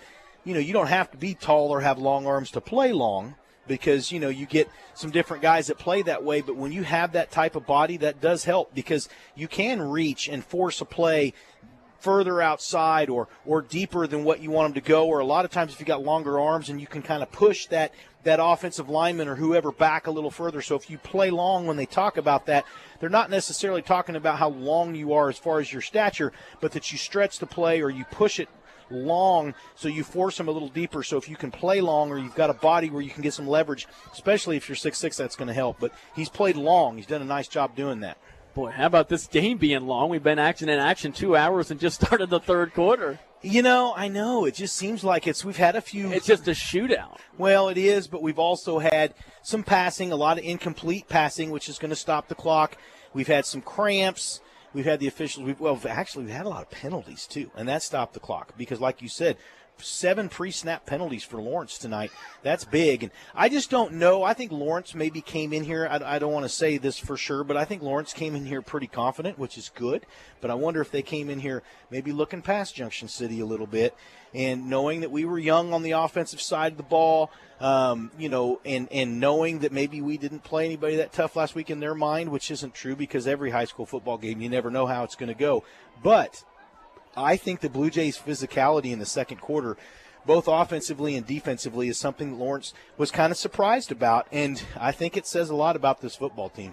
Hey, Jamarcus Tyson still down. Certainly hope everything's okay. We're going to step aside and take a quick break. We'll be back with more in 30 seconds. Hi, this is Brian Field from Cardinal Insurance. Cardinal Insurance is a trusted choice independent insurance agency who writes insurance through several different insurance companies. We work hard to find the right company for you. And as a proud Junction City High School alum and former Blue Jay athlete, I know how hard our Blue Jays work to proudly represent Junction City High School and our community. That's why we are a proud sponsor of Blue Jay Broadcasts. For more information, go to cardinalinsuranceservices.com and go Blue Jays. Welcome back to Blue Jay Stadium. The score, 35-28. Junction City has the lead. Jamarcus Tyson still on the ground. And I tell you what, an extended injury timeout. And we'll certainly hope everything is okay with Jamarcus Tyson. Looks like just a severe cramp. We've seen this last year a couple of times, especially that first game against Hayes. Everybody was cramping up. Now we got an assistant coach running down to the far end of the field. Nonetheless, the injury starting to mount up for Junction City. But it's going to be not a 3-and-out because they were able to get one first down thanks to the unsportsmanlike conduct penalty on Junction City. But other than that, pretty much besides the penalty, it would have been a 3-and-out is what I'm trying to say. And now it's 4th and 12 when they get ready to punt. Well, gosh, this is some kind of cramp. I'd get him off the field maybe a little bit, but they're giving both teams a break. But this has been kind of a long one here, and so we need him, though. And we've got a few players out right now, possibly. Of course, don't want to say any names or what it is, but we're aware of a couple Blue Jays anyway that may not be back on the field in this game. And that's, that goes to show you the physicality. There's also a couple players who noticed for Lawrence that haven't been back out here offensively. And so this has been a physical football game, and both teams playing really hard, and this is one of those things that might come down to the wire. We talked about it, the team that makes the least amount of mistakes when you're in a shootout like this. We've also seen these coaches, a little bit of a stalemate right here early in the second, or other than the defensive touchdown for the Blue Jays, but a little bit of a stalemate both ways. Coaching adjustments and all those things that you're going to see. Two really good head football coaches, two experienced football coaches. Of course, Coach Clint Bowen has coached at the college level. He's at the high school level. And so kind of makes you wonder not to speculate anything, because he may be a coach at Lawrence for the next 20 or 30 years, but as his son graduates, will he go back to college? You never know. And he's been a good coach at Lawrence High School. He's going to make some good halftime adjustments. We know, because we've watched for 31 years. And in the 39 years that he's coached, because he was at Phillipsburg too, Coach Zimmerman always makes good halftime adjustments. And so, of course, I'd like to see us get this game going here. Here's the question. So with this at least 5, 7 minute, 8 minute delay here, what kind of concern is this for both teams' players? Because you see both teams' players kind of stretching their legs out, trying to stay up and around. I look at a couple of the kids out there for punt right now on both sides, trying to just kind of stay stretched out. What kind of impact does this have on a player? Well, I mean, you mean mentally as far as? But look at all the kids out there. They're all moving around trying to stay. Oh, you mean as a player, one person? Yeah. Well, you're just trying to stay focused. You're trying to stay in the game. You're moving around, talking to your players, talking to your coaches. If you get that opportunity, you see Coach Craig out there talking to his linebackers, and so you're going to see that a little bit. But, yeah, I mean, you don't want to see a long delay like this at all, and so now you're going to see the Blue Jays start to move around. You're right. Different ways of doing this. Lawrence is going to look at it as giving their kids a chance to rest and stand there and relax and drink a little water. The Blue Jays taking an opportunity. They're going to move around. They're going to do some knee lifts and some karaoke and some of those things to try and stay loose. And so just a difference in mentality here. But Blue Jays doing a few little pregame things. I'm concerned this is more, and we don't want to speculate. We're obviously not doctors. I'm concerned this may be a little bit more than just a cramp, obviously, because doesn't look like they're stretching him out right now anyway. He's taking his helmet off. So, well, Dr. Jenkins is out there with him. And so Dr. Jenkins, of course, the team doctor for the Blue Jays, has been for a really long time. And the trainer out there, too, of course, for the Blue Jays.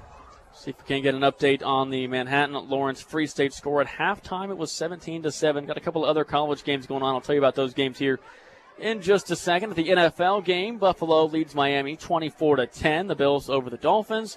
At the college level, Arizona State, a new member of the Big 12, is tied with Texas State 21-21. So I guess I didn't realize they were playing college games on Thursday nights now. Oh, it's all about television, man. It's all about the money. We were talking about that beforehand. Friday nights high school football, Thursday nights high school football, Saturdays college, Sunday and Monday NFL. Yeah, I know college has to pick a night or two, but, you've got colleges playing on remote networks and all alternative networks and everything else now. Same thing with the NFL. In fact, we talked about this. The NFL has some Wednesday night games this year. Well, they just got one Wednesday game. It's the Chiefs game. Oh, okay. Well, there you go. On Christmas Day. It looks like Jamarcus Tyson able to come to his feet. So the only reason I think it might still be a cramp is because if they thought it was something more serious, they might have tried to get EMS out there, maybe get him on a cot, get him off the field. But he's walking fine. It looks like he's going to be okay. We'll see what they do here, but hopefully he's going to be all right, because it's important that we have him in the game. Score update from Manhattan, as Manhattan and Lawrence Free State playing on a Thursday night as well. Manhattan leads Lawrence Free State 31-14. Here's to tell you how far we are behind in this game. 9:52 to go in the third quarter, and that game, they have 8 minutes to go in the game. Yeah, we're running really long here. So 35-28 is the score. Still basically got 2 whole quarters to play. Jamarcus Tyson coming off the field. Certainly hope everything is okay with him. Thought it was maybe a cramp. We'll see what's going on now. He's off the field. It is 4th down and 12. Looks like Lawrence is going to boot it away. A couple of guys back deep for Junction City. Jamarcus Fornes and Scholar Brown. Here's a punt. It's going to go straight in the air. Blue Jays have got to look out. And it's going to be a really short punt. It's going to bounce and get down at the 24-yard line. So the Blue Jay offense hadn't taken the field in probably about 45 minutes of real time, because the Blue Jay defense had a couple of defensive scores, obviously had a 15 or 18-minute halftime, and then probably 20 minutes right there. So it's been about 45 to 50 minutes since the offense was actually on the field and snapped the ball. But the last time they had an 8-yard touchdown run by Blake Proetti. So we'll see what the Blue Jays can do here. And Junction City back on offense. 1st and 10 Blue Jays from their own 24-yard line. Conrad Gomez, the junior quarterback, has had a good game so far. Receivers split off to each side. Chris Corey in the game at tight end. Here's a running play. Aaron Woods tries to zigzag his way through. Only going to get 2 yards. Aaron Woods runs the ball hard. Currently listed, he's just a sophomore. 5'7", 185. This is an important drive, I think. We always talk about the first 5 minutes of the second half kind of dictate the way that this is going to go. Dewey's always said that because Coach Simpler told him that for so long. The Blue Jays having their way here in the first 5 minutes by keeping Lawrence out of the end zone. 2nd and 8. Here's the misdirection. Running play and look out right there. That is the man that's got all the Division I offers. Josh Galbraith received an offer from Michigan this week. Blows the play up in the backfield, and Aaron Woods loses but a lot. At the same time, that was a miscommunication. Because you saw Conrad Gomez turn and kind of stop, and Woods was like, oh, wait a minute, am I supposed to go get the ball? So that was quite delayed right there. I'm not sure what the problem was on that play for the Blue Jays. 3rd down and 14, 8:45 to go. With the passing down for sure. Scholar Brown on the near side. They're going to throw it deep for Scholar Brown, and he's going to be hit on the near side sideline, and now Scholar Brown's down in pain, and the injuries just continue to pile up for Junction City. And Coach Zimmerman calling for a flag. The Blue Jays go 3 and out. They're going to have to punt. Yeah, there was a lot of contact there as the ball was coming up, and you saw the defender there for Lawrence grab one of Scholar's arms, and so I think you do see that the coaches are a little frustrated. They wanted pass interference there. Officials didn't think so. And Coach Ty Zimmerman kind of getting on the official. The official kind of pushes him back towards the sideline. Have you noticed how lethargic both teams have been since they had that long delay? That's why I'm just – get a cart, let's get people off the field and keep going, because now both teams almost look a little lethargic, and it is late. They're used to a game being, deep into the fourth quarter by now. And now we got another stoppage on the field. I was kind of snapping my fingers there. The play clock was down to 7 seconds, and the Blue Jays still needed Aaron Woods in the game. And so now Coach Zimmerman, Ty, and Randall want to know what the stoppage is for. 8:41 to go in the third quarter. 35-28, Junction City leads it. Scholar Brown appears to be okay as he's heading back to the TV screen to talk with the offense. Yeah, Coach Zimmerman's giving the official an earful. I think he wanted to talk to him. That's what the delay in the game was. Coach Zimmerman called him over. I think they're still wanting to know why that wasn't pass interference. I think the official might have gave him a warning, too, because he looked at him and he put his finger out. So, nonetheless, here we go. We're going to punt it away. Kingston Timms will do the honors. And they're going to bring the house, and he just gets it away. An end-over-end punt. Drifting with the wind. And this is going to take a Blue Jay bounce all the way down inside the 30. Going to keep on rolling down to the 24-yard line. Great punt from Kingston Timms. Gets some help with the wind. And the defense should now be well rested as well after the long delay. That's a 61-yard punt. That's nice. That's big. So let's see if Jamarcus Tyson is out there for this Blue Jay defense. He was down for a long period of time, and at this point, I'm not seeing him. He's still here trying to get some fluids in him. 1st and 10 for Lawrence.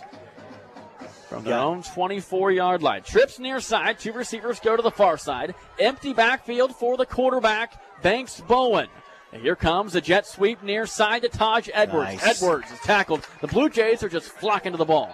That was a great play right there for the Blue Jays.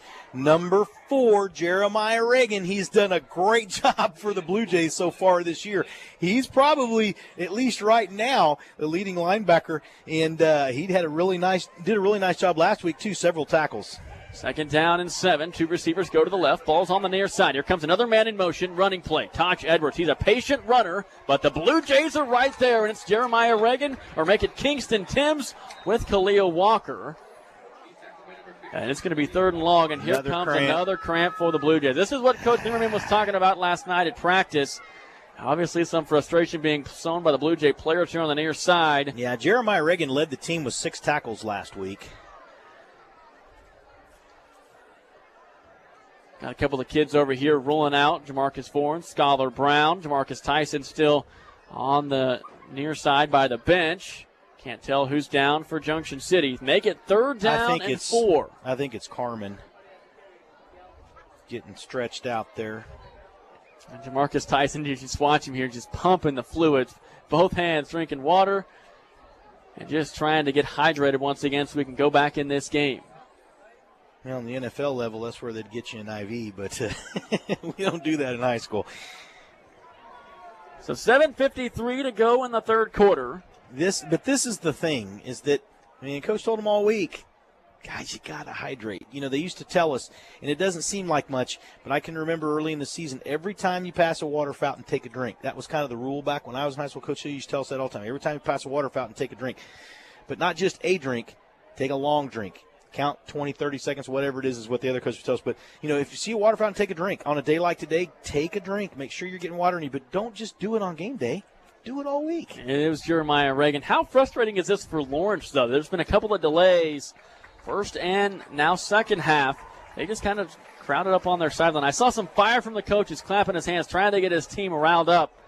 And looks like Jeremiah Reagan's going to be okay, trying to walk it off, but you can still tell that cramp is still very much active. The problem is we're down 2 linebackers right now. 7:50 to go in the third quarter. Junction City leads at 35-28. Third down and 4 from their own 30-yard line. 2 receivers go to the left. Here's a running play. Edwards is going to break away. Toby Johnson missed the tackle. Look out. This is Taj Edwards at the 40-yard line. And Toby Johnson tracks him down to the 28. So Lawrence went after the right side of the Blue Jay defense in the first half. Now they're going after the left side. Toby Johnson, player of the week last week, comes in for his first play of the game, and they come right at him. And Lavelle Autry coming off what looks like to be another cramp. And the Blue Jay defense is kind of running out of players here. Running play. Taj Edwards. Great job by Larkin Turner, who just slams him down for a short gain. Blue Jay's still playing physical, and I think that's the thing.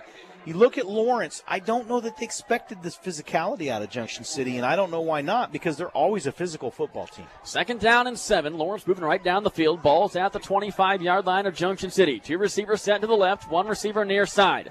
Bowen looking to throw. Pass over the middle of the field's caught by Becker, and Kingston Timms went in with the fist, trying to punch it out.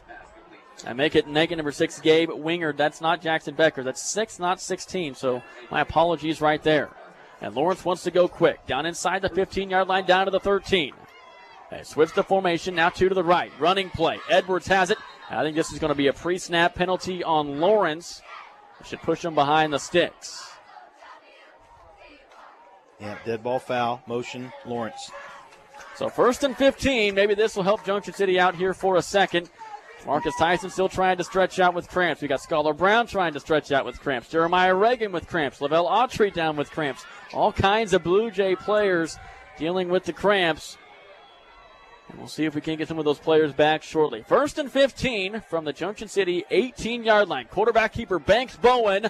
And he's going to try to break away, but a great ankle tackle at the 14-yard line. Again, Khalil Walker. Khalil Walker doing a great job tonight coming in. And, that's the thing. We talk about it. You never know when your turn is going to happen. Somebody gets a cramp. Somebody maybe missed an assignment or whatever, and the coaches put you in. Make the best of it. We saw Toby Johnson do it last week. Khalil Walker doing it tonight. And both of those guys are sophomores. Second and Carmen, down and too. 12. Yep, Marshall Carmen, too. We'll see if the pass play comes alive here. 2nd and 12. Bowman takes it, and here gives a handoff. Far side, and Larkin Turner grabs on, holds on for dear life, down inside the 10 to the 9-yard line. So a gain of 5 yards right there. Going to be about 3rd and 6 from inside the 10-yard line. No doubt 4-down territory here for Lawrence. We'll see if this Blue Jay defense can hold strong. Another cramp. Another Good Blue gravy. Jay player down. Not sure who this one is yet. Maybe Larkin Turner. It is Larkin Turner. 5:38 to go. Let's go ahead and thank some sponsors here. Actually, let's go ahead and take a timeout. When we come back, we will have third quarter action. 5:38 to go in the third. Blue Jays lead it 35-28. For athletes with injuries, Orthopedic and Sports Medicine Center's physical therapy has one goal: returning you to your sport quickly, safely, and in your best possible shape. Instead of being sidelined indefinitely, work with physical therapists for individualized sport-specific activities and injury-specific interval drills. The greatest comebacks start here at Orthopedic and Sports Medicine Center, proud official orthopedic surgeons for K-State Athletics. For more information, visit kansasortho.com. Back here at Blue Jay Stadium, 35-28 is our score. Thursday Night Lights. Junction City leading Lawrence 35-28. Lawrence down in the red zone. It's 3rd and 6 from inside the 10. So, real quick, Junction City High School football standout Kurt Nichols. He was a good one when he was here. Both sides of the football said they need to drink some pickle juice, and he's right. The other thing is mustard. Was that you that was talking about? No, somebody was always telling me about mustard packets and how that's supposed. Was that you? I would never. Oh, okay. I would never suggest mustard. I don't know if I'd go mustard. sucking on a mustard packet, but apparently that's supposed to work too. All right, Larkin Turner appears to be okay. 3rd down and 6 from inside the 10-yard line. 3 receivers go to the left. Alone in the gun is Banks Bowen. It's going to be a timeout by Lawrence on that far side. And so another delay once again. We can't keep this football game rolling. Looking to see who's in there for the Blue Jays because, my goodness, I mean, they're at a skeleton crew here as far as there's 4 Blue Jay defensive starters that have had cramps in the last 10 minutes. So Clint Bowen obviously seen something he didn't like, or was trying to scheme up something with 3rd and 6 from inside the 10. Just inside the 10-yard line it is.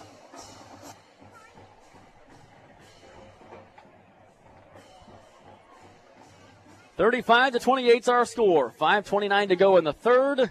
And boy, what a game we've got here in week number 2. It's only going to get tougher for Junction City following tonight. You go to Wichita Northwest next week, and then you've got Manhattan here at home the week following. Boy, he's like a celebrity up here in the booth. People just come and tell him hi all the time. Who's that? You. Hey, I've lived here my whole life, man. I know a lot of people. But gotta have fun while there's delays. That's actually Amber Crocker. She works in our office. She's one of our agents, and her daughter was out there as one of the junior Blue Jay cheerleaders all right, tonight. Here we go. 3rd down and 6. It's going to be a wheel route out of the back. Yeah. Touchdown, Taj Edwards. Drawn up by himself. Clint Bowen calls the timeout. And it's going to be a 9-yard touchdown reception for Taj Edwards out of the backfield. The 2nd touchdown pass by Banks Bowen tonight. And it's 35-34. We'll see if an extra point can tie it up. Blue Jays looking a little flat right now. I know they've got some different guys in there, but they need to pick up the intensity a little bit. Hopefully their offense has had plenty of time to get a break here. Bowen holds it. The kick on the way. It goes right through the middle. It's 35-35 with 5:25 to go in the 3rd quarter. It's a 9-yard touchdown connection by Bowen to Edwards. That's Edwards' 2nd touchdown of the night. Well, let's see what happens. Blue Jays with 4 guys with cramps, 1 guy that we know is out with an injury, and another guy is being checked possibly for something else. And so 6 Blue Jay starters right now. Well, it reminds you just very much last year against Hayes. Week 1, just player going down. So we'll see if Coach Zimmerman can get his team fired up. 35-35. Boy, this is vastly different from last week where Junction City didn't allow the opponent to get in the end zone one time. Neither did Lawrence. So both defenses showing obviously they can get a stop, but they're few and far between tonight. Well, and, of course, the Blue Jays last week only allowing 46 yards rushing, and a total last week. We'll go through those stats here in a minute. Richardson will kick it away. Junction City will have the wind at their back here in the 3rd quarter. Here's a pooch kick. And Lance Norris tries to pick it up. Now Jeremiah Reagan's got it. Reagan tries to break a couple of tackles, and he's going to go down to the 31-yard line. That was kind of dangerous. Lance Norris couldn't get it. Jeremiah Reagan picked it up and tried to go in the wrong direction. Here comes the Blue Jay offense, led by Conrad Gomez. They've been on the sideline for a long, long time.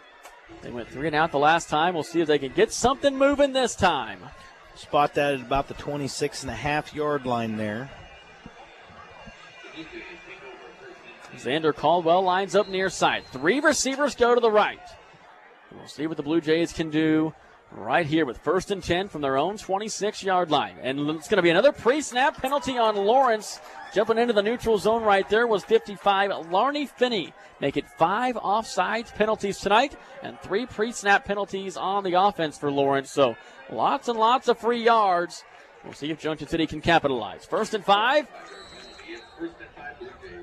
5:18 to go in the quarter. Here's a running play to Aaron Woods. Breaks an arm tackle. Still trying to go forward, but nowhere to go. And he's going to lose about 2 yards. So let me just say, I'm going to go back to this because I'm going to correct myself. So only 46 total yards for Hayesville last week. All rushing yards. They had I don't think they completed the pass. Yeah, 0 passing yards. 45 plays they ran for only 46 yards last week against Blue Jay defense. 2nd down and 8. Conrad Gomez looks to the sideline. 3 receivers to the right. Xander Caldwell lined up near side. And the ball's right in the middle of the field. Aaron Woods, the running back. Here comes a man in motion. Gomez fakes it to him. Wants to throw deep. And there's going to be some kind of miscommunication. The pass is picked. Far sideline. This is going to go back for a touchdown. It's a pick 6 for Lawrence. So it tipped off of the Blue Jay receiver's hands, and right behind him was the player for Lawrence. Picked it up and got the pick 6. Trying to see who it was that ran that in, Anthony, for Lawrence. It was tough to see. I thought it was 6, but he doesn't play a whole lot of defense. Boy, those jerseys are kind of tough to see. Let's see on that far side if we can get a number here. I think it might have been number 6. I do apologize. What a great play he made. Just hard to see that number on that far side. Yeah, that was the one. Kid right in front. 14 for Lawrence. Who's 14? Was Adric Webb. Everybody is hyping him up on the sideline. So it was Adric Webb who made the pick 6. And just like that, momentum has changed. And Lawrence has a lead. There's the snap, the kick on the way. It's blocked by Junction City. That could be big. That could be huge. 41-35. We'll keep it right here. Looking to see who got their hands on that. Was that Marshall Carmen's jumping around like crazy? Was that him that maybe got that? Tough to see with a lot of hands up in the air like that. The Blue Jays have got to do something on offense. It looked like it could maybe be a great catch right there by Scholar Brown, but he had to twist his body. Miscommunication on the route. And then it got tipped in the air, and like you said, right place at the right time. I think Conrad would like to have that one back, though, because he threw into double coverage right there. And you're right, Scholar did get a hand on it, but it was also thrown. He was trying to throw it by another receiver. A defender. There was a defender in front and one in back. The one in back after the tip's the one that got it and ran it all the way back. And like you said, that was number 14 for Lawrence. He did a really nice job right there. That was Adric Webb. Well, the Blue Jays have got to get something going now because all the momentum has shifted to the Chesty Lions. Marcus Tyson still trying to get fluid in him on the near side. You can tell Lavelle Autry in some pain as well. So not a good sight for the Blue Jays on the sideline. 9:23 is the current time. 4:29 to go in the third quarter. 41-35 after the blocked PAT. Ball's going to go off the back of a Blue Jay, and it's going to be recovered by Lawrence. What an incredible play. It definitely went 10 yards. It was a direct hit to a Blue Jay. He turned his back. And on the recovery right there for Lawrence was number 20, are talking about Caleb something. Wingard. See what the officials are talking about right here. Well, there's no doubt it went 10 yards. Just a great play. And just crazy good execution. I don't think they can pick it up and advance the ball. That's why I think they're going to put it where it hit him. Yeah, they're going to put it where he picked it up. Wow. Talk about all kinds of change in momentum. The Blue Jays give up a pick 6 on offense. It's a fumble on the kickoff return. A direct hit to one of the Blue Jay players on the front line. Results in a recovery by Lawrence. And now it's 1st and 10. Banks Bowen hands it off to Edwards. Edwards has had a good night. Got a couple of touchdowns and drags a couple of Blue Jays with him into Blue Jay territory. And he's going to be just shy of the yard to gain. 2nd down and 1. Blue Jay defense. Now we're seeing some hands on hips there. Blue Jays are going to have to get on the ball right here. Come on, guys. 2nd and about a half yard. Another running play to Edwards. Gone. Misses a tackle on that far side. Edwards breaks a couple of tackles, and Kingston Tim brings him down on that far side. And you can just tell Lawrence has got all the momentum. Well, Lawrence doesn't just have the momentum. They're smelling a little bit of blood in the water right now. The Blue Jays are not getting up to the ball right now. Get in position. They're just kind of walking around, standing around, looking around. Get into place. Well, I think another Blue Jay coming off the field. We're seeing some different guys, and they're on defense now. I think these guys are just gassed. They've been on the field for most of this third quarter, which has been felt like forever due to all the injuries and delays. 1st and 10 for Lawrence. 2 receivers set to each side. Very tight formation. QB keeper. Bowen's got it on the far side. Lowers the shoulder. Bulldozing his way down inside the 20. And Banks Bowen has a great run by the QB all the way down to the 17-yard line. And like you said, Lawrence is just cruising on offense right now. 1st and 10 inside the red zone for the Chesty Lions. Very tight formation, bunched in tight. 2 receivers near side, 2 go to the left. Ball's on that left hash.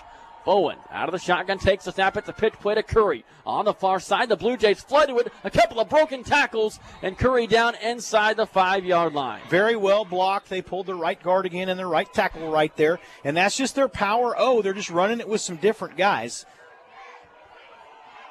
And now 1st and goal to go from the 5-yard line.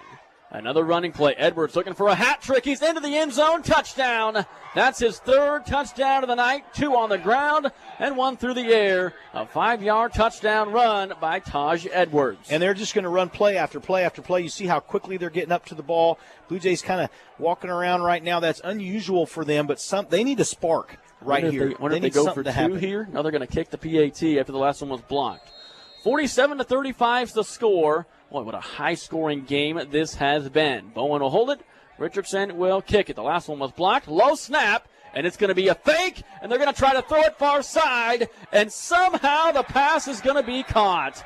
Pass is caught by 32 for Lawrence. A broken play. Jahir Johnson, the tight end.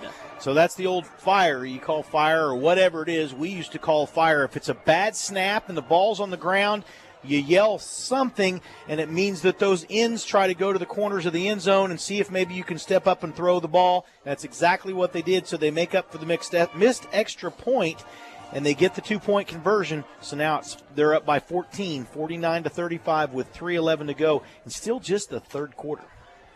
No doubt about that. Late night nonetheless for the Blue Jays. They've already come back from 14 down earlier. We'll see if they can do it again. It was 21-7 at the end of the 1st quarter. Blue Jays scored 21 points in the 2nd, tied it at 28-28 at halftime.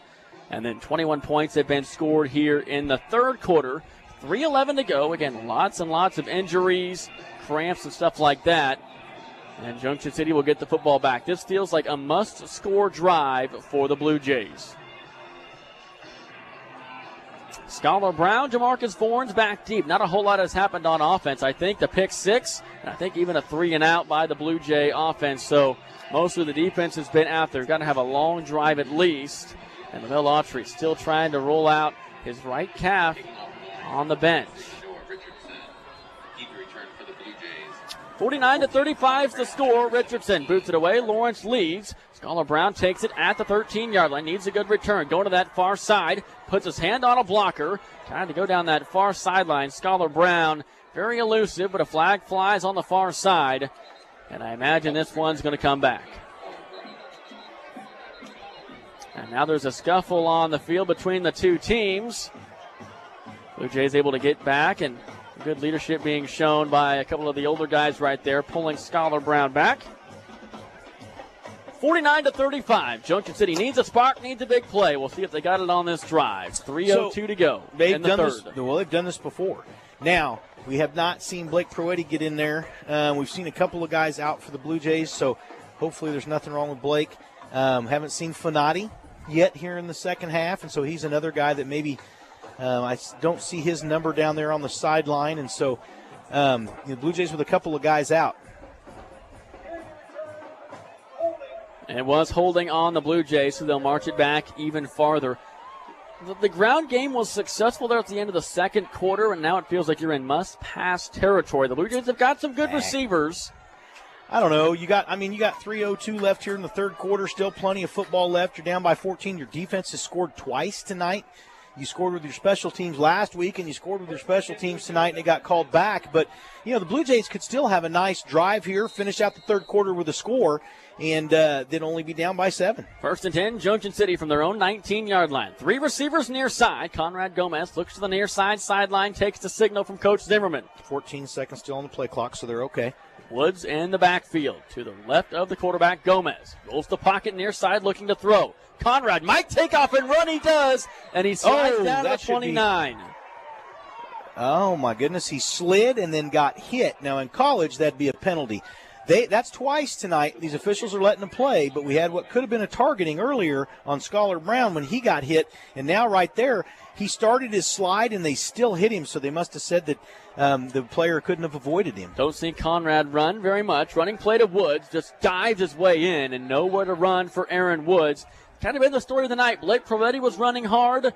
Justice Fanati running hard. Aaron Woods hasn't been able to find that same group. And now looks like he's on the ground. They gave him a 1.5 yards right there, though. He's up. He's just going to shoot now. He's going to limp off just a little bit. He's okay. All right, good. Coach Zimmerman out there checking on him. They're going to bring him out of the game. Yeah. Well, they called it. They stopped the clock for him, so he has to come out now. So the Blue Jays will bring in Larkin Turner. And Larkin Turner ran the ball some last year, and he can do it. And he's a good runner. He's quick. 3rd and a yard. Oh, you're backed up too far. You got to get this play right here. Got to get a first down. 3rd and less than a yard from their own 28-yard line. 29 is the yard to gain. Probably going to see us run the ISO right here. Let's see what happens. Got a tight end on that side. Coy lined up near side. Here comes the play action. Wants to throw. They're going to try to throw deep down that far side in miscommunication. They were going for Jamarcus Vorns. Wasn't anything open on that far side. A couple of times tonight, been miscommunication. Conrad Gomez looking for the home run ball. Double. It wasn't there. So 4th down. Looks like the Blue Jays are going to go for it here.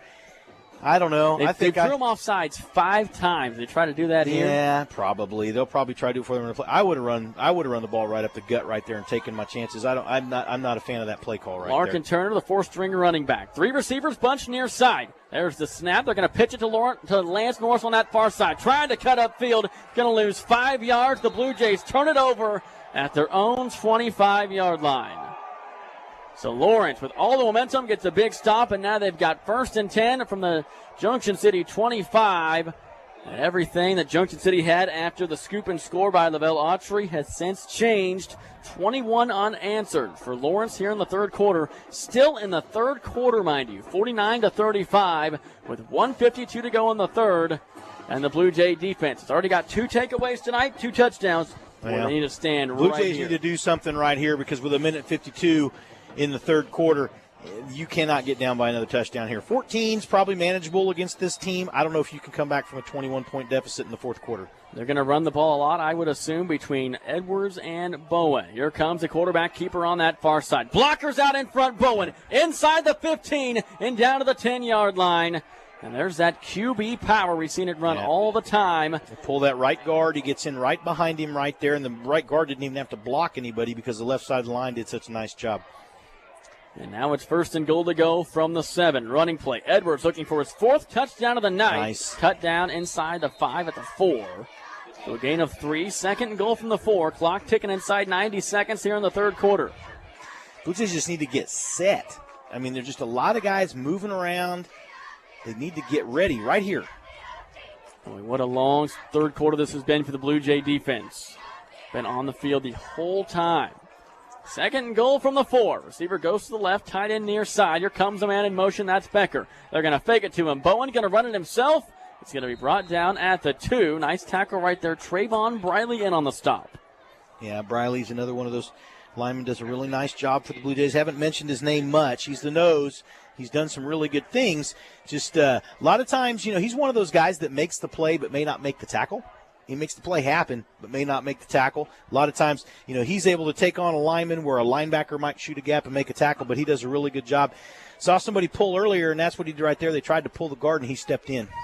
3rd and goal from the 2. 35 seconds to go in the quarter, probably the last play of the quarter. Becker goes from left to right. They're going to pitch it to him on the near side. He's going to walk into the end zone for a touchdown. That's his 2nd touchdown of the night. Jackson Becker, the junior, has had a couple of touchdowns that exact same way. Just a little touch pass.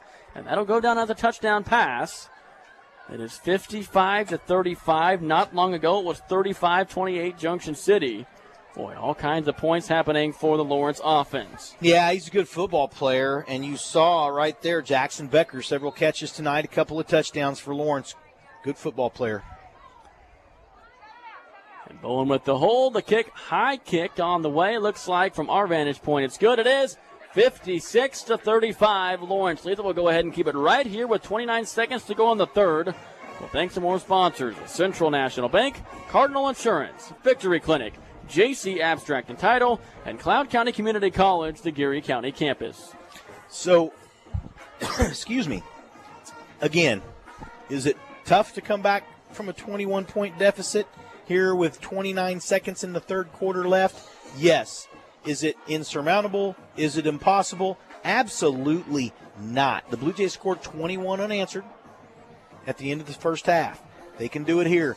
A couple of defensive scores to end the half. Both Lavelle Autry on a pick six and then a scoop and score. Blue Jay defense could score. They might get a good kick return here. We know they can.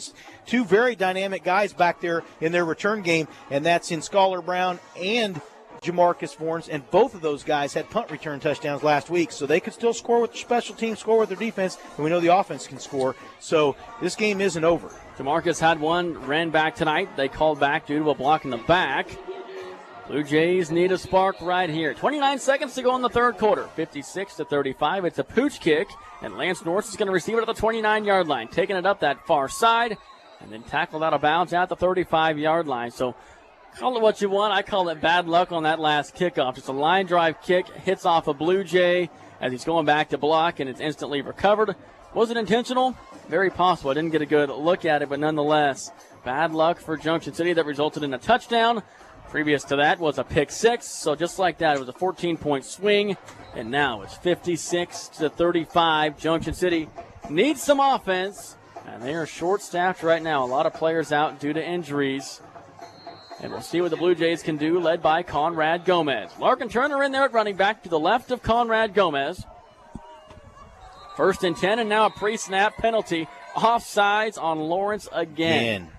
Number 6 tonight, they have jumped offsides. Blue Jays need to take advantage of that, capitalize on that, and this is where I would really love to see Conrad Gomez throw the ball to maybe Xander or somebody else, take some pressure off of Vorns, because they're double-teaming Vorns. You can see it right now. They got a safety in a corner on him, double-teaming him right now. 1st and 5, Gomez looking to throw, looks, pumps, throws near side for Vorns, and Vorns is going to be taken out up top. They're going to and there's call a that. Flag. Boy, you talk about tough coverage right there, and now Vorns is hobbled up, and it's going to be, maybe one of the Lawrence players came in for a tough hit. He's down on the field as well. I don't know if they're calling that pass interference or targeting. The flag instantly flew, so nonetheless, it's definitely going against Lawrence. It'll be 15 yards. Vorns was injured. He hobbled to the sideline for Junction City. Well, he didn't go off the field yet, though. Coach Zimmerman stopped him from going off the field because he knew the other player was injured, so he may be able to stay on. We'll see what happens. And that player that is down for Lawrence, obviously some concern from both medical staffs, Junction City and Lawrence. I hope everything's okay. Just not a good third quarter of football. Not even talking about the play on the field, but there have been countless injuries in this quarter for both sides. Yeah, this looks like they're going to set him up. Dr. Jenkins out there, of course. Trying to get a number. It's at an odd angle. You can't see Yeah. what number it is. They're going to be able to come up off onto his feet. It looks to be number 7 for Lawrence. 7 is Cadence Kelsey. Something we haven't talked about at all tonight, Brian. 7 seniors on both sides of the 15-yard penalty, so that's hit on a defensive player, so personal foul. Hope he's okay as he walks off the field. I'm looking to see if Vorn stayed in or not. He did not. He came off. Xander Caldwell lined up near side. They've got that 2 H-back set. Sorry, Anthony. Let's see if they run some power right here. Blue Jays trying to get him to jump off sides. They nearly did. Running play. This is Woods trying to drive his way through for a gain of 3 yards, and that looks like it's going to be the end of the third quarter. A very weird, almost an hour-long third quarter due to injuries and everything else. We go to the fourth quarter, 56-35. Lawrence leads Junction City. Junction City Abstract and Title Company is your local title insurance and real estate closing agency. JC Abstract and Title has been serving Junction City for over 60 years, handling both title insurance and closing needs all under one roof. At 807 North Washington Street in Junction City, JC Abstract and Title is always proud to sponsor our hometown Blue Jay athletics and athletes. Have a great year, both on and off the field. Go Blue Jays from Junction City Abstract and Title. There's hope for depression, even treatment-resistant depression. I'm Dr. Christy Clark from Victory Clinic. TRD is a common condition when antidepressants don't work. Does this sound like you? If so, you are not alone. TRD is treatable. Victory Clinic in Junction City and Manhattan offers TMS and Spravato, both effective, safe, and approved treatments for TRD. Blue Cross and TRICARE accepted. Visit victoryclinics.com. Call or text us today because you are worthy of wellness. The Blue Jays on 107.9 FM and 1420 KJCK. Fourth quarter action. Here we go from Blue Jay Stadium. I'm Anthony Georges alongside Brian Field. It is 56-35, a very lopsided third quarter. The Blue Jays took a 35-28 lead after a scoop and score. Then Lawrence scored 28 unanswered. Second down and 7 for Junction City to begin the fourth quarter. They need a spark right here. Woods at running back. Vorns goes out to wide receiver. 2 tight ends near side. They're going to fake the pitch and roll it far side. Chris Coy on the reception at the 40-yard line. So a short gain, maybe a gain of just a yard, maybe 2. I like that. So that was the old 234 roll or something where they fake to the fullback on the play action. He rolls to the left. His tight end goes out all alone. Nice pass right there. Good catch. Is that Chris Coy's first reception of the season? I believe it is. Nice job right there by the tight end, Chris Coy. Was an offensive guard last year. Moved to tight end. 3 receivers near side. Tight end goes to that far side as well. Third down and 6. Junction City's got to have a first down, trailing by 21 points early in the fourth. Conrad Gomez out of the shotgun. Rolls the pocket near side. The line's holding up. Caldwell calling for the ball. Was trying to go towards the end zone. He's frustrated. And the ball's going to sail way out of bounds on Conrad Gomez and make it 4th down and 6. Yeah, I'm not real sure. I mean, he threw that. You can see his center coming up to him saying, hey, forget about it. You got another play here. You need to get a first down. But that was way off the mark right there. Out of the break, Caldwell initially threw his hands up, knew he was open. Might have missed one right there, but Conrad Gomez has had a pretty good night so far. And now it's 4th and 6. Do or die time for Junction City, trailing 56-35 with 11:14 to go in the fourth quarter. Gomez takes the snap, rolls near side. Here comes the pressure, trying to get rid of it. Throws, nice. It's caught. Chris Coy, what a great throw and a great catch. It's a first down for Junction City. How about that big old boy right there? Man, Gomez did not give up on the play in the grasp. Saw his tight end running across, threw it, and Chris, who's a baseball player, looked like he was kind of diving for a ground ball right there, made a great catch. That was a good play by both of them. 1st and 10, Junction City, running play to Woods. That just has not been there for Woods tonight. And then he's going to be dropped for maybe a loss of a half yard. So the Blue Jay offensive line was getting some good push and penetration there in that first half. Has not been the case here in the second. You're right. Everett Florence wearing number 63 in there, playing left tackle right now. No Tymar Jones. Second down and 11. And Gomez rolls the pocket near side. And he's going to look deep. Throws, passes caught. Xander Caldwell. He's going to be close to a first down.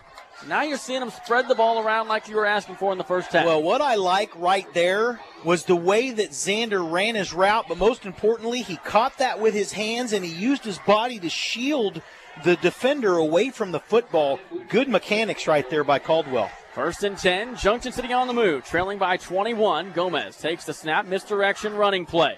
Woods breaks a couple of tackles with a stiff arm, and he just cannot get free. Maybe a gain of a yard. Trying to see the offensive line. You've got Everett Florence. Appears you've got Jordan Scott still in there.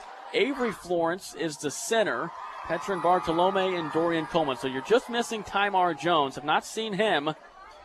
Everett Florence wearing number 63 in blue for Junction City.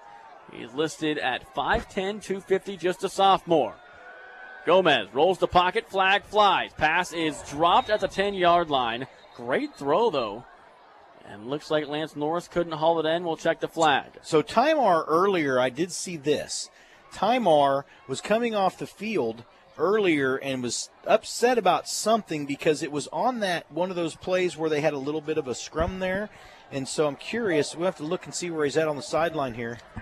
It is a hold on Junction City. Gets them moving back. Second down and 19. That's okay. That gives them a little room here. Maybe they can throw something deep here. I'm not so sure. I wouldn't try to stretch the field right here and make something happen. The Blue Jays need a big momentum play is what they need. They do. Don't have a whole lot of time left. Under 10 minutes to go. 56-35 the score. That time and score update brought to you by Victory Clinic. 3 receivers left. Tight end near side. Norris goes in motion. Gomez wants to throw. Throws over the middle. Pass is caught by Vorns. And he's going to be taken down to the 27-yard line. And now you think the Blue Jays got to go hurry up. Yeah, it was a little underthrown right there by Conrad. I think Conrad's feeling a little urgency here, maybe trying to do too much. Your young quarterback, he's a junior. It's only his second varsity start.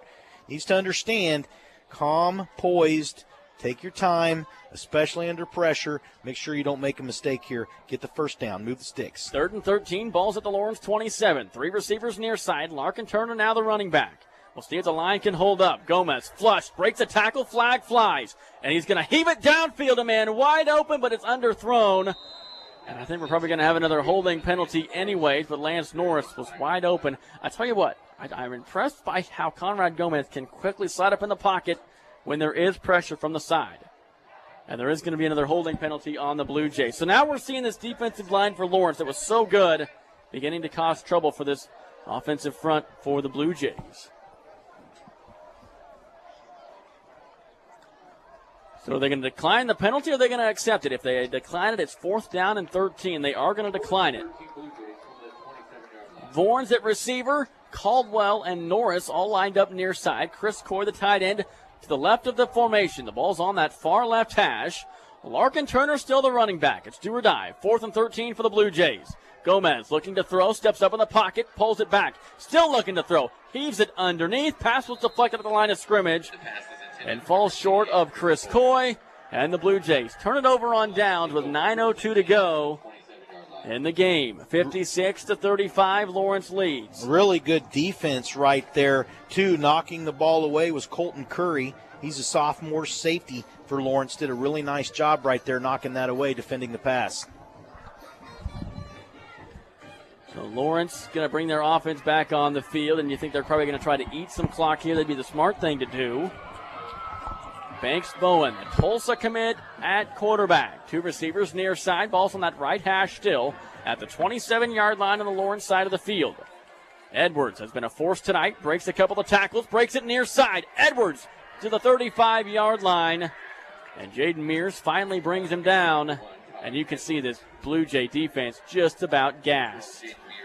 They've been out there for a long time this second half. It's okay. You know, they could make something happen right here, pick 6, maybe cause a fumble, something in the situation. Don't think that Lawrence is probably going to throw, but if you get a good hit and the ball comes loose, maybe you can get the ball here on the short field and get a touchdown. Bowen going to keep it himself, brings it near side past the 40-yard line, out near the 50-yard line, down the sideline, and pushed out of bounds by Jalen Morgan. Jaden Mears is going to be called. Flag now. I guess I don't understand why that flag is so late, though. There's a couple of flags, one over here and then one back at the 47. It's all going to be for the late hit. I just don't understand why they came in so late. It was definitely a late hit by the Blue Jays. Jaden Mears closing and couldn't quite hold up before making contact with the running quarterback.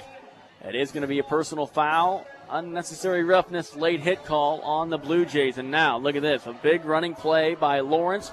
Going to march him 15 more yards all the way down inside the 30. Or right at the 30. 8:21 to go in the game. 56-35 Lawrence. That score does not dictate how most of this game has gone. It was 28-28 at half. The Blue Jays took a 35-28 lead, and then everything just started going right for the Chesty Lion. 1st and 10 for Lawrence.